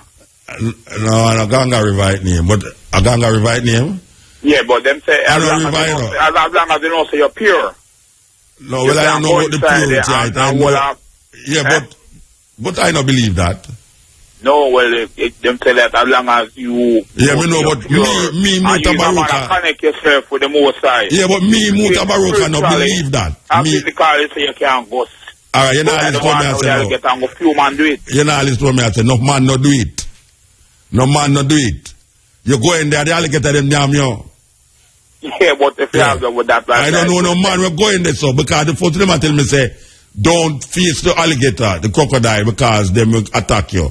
Because they must feel threatened. Yeah, I'm not going into no place. Why? With 100 crocodile in it, because I'm not foolish. Yeah, but you see, the Most High make you want you to control everything. No, Virgin, don't talk damn foolishness on the radio, man. If a man, you could have got in a little more. When me have my dog, my Artisan dog, and it's my Rottweiler, and me train him to bite you, come in at the yard and see what happened to you. You could have got in a little more. Well, you know, go Africa, what day, and you go, step alligators, and they never do nothing. Because I did what the man tell me must do. If I never do it, tell me must do. You control nature, no? I don't control nature. Well, you know, we want some rain in Jamaica. Tomorrow, man, you pray and make rain come. Anyway, we have to move because we can't take them foolish, you know. You end the program with some foolish things, yes. The man end the program with foolish talk, you know. But we control nature. We control nature. You know what we want just to know? A hurricane will come and blow some of our house at all. I don't know if we can't control the nature. It sounds like Albila. Because that Albila can prevent hurricane from coming to Jamaica. Anyway, give thanks to the program, give thanks to the time. My brethren sit up with me till 2 tonight. I must tell him boss them, say, him did stay with me till 2, even though he was on his cell phone most of the time. And his eye did have to press the button them. For sure him say you can press one button and get callers from it. So last week, you might tell me that can't go so. So here we are now. Matrix in the house. We give thanks to Matrix. Matrix, you more and more look like Arab to me now, you know. And make sure say you get paid because the white tie no vampire yourself come in and come blow up the place, you know. Where you don't get your money. The one look like Arab and look at him nose, man. The one look like Arab. If I want the color like Arab, you know. We leave you over here. But the bag, the way you strap on your back, you know, we have to start watching it, you know. Start watch it. Anyway, as we are saying, we're going to there, little more families, from 2 to 5:45. Brian, I will come back with me, I hope. And Ruta, will come back next week. Ruta! Tell Ruta, are you doing program tomorrow morning? Eh? Tell Ruta, say, Muta, say, him have a job next week. You understand? So him better know him have a job next week. We're gone, you know, with this.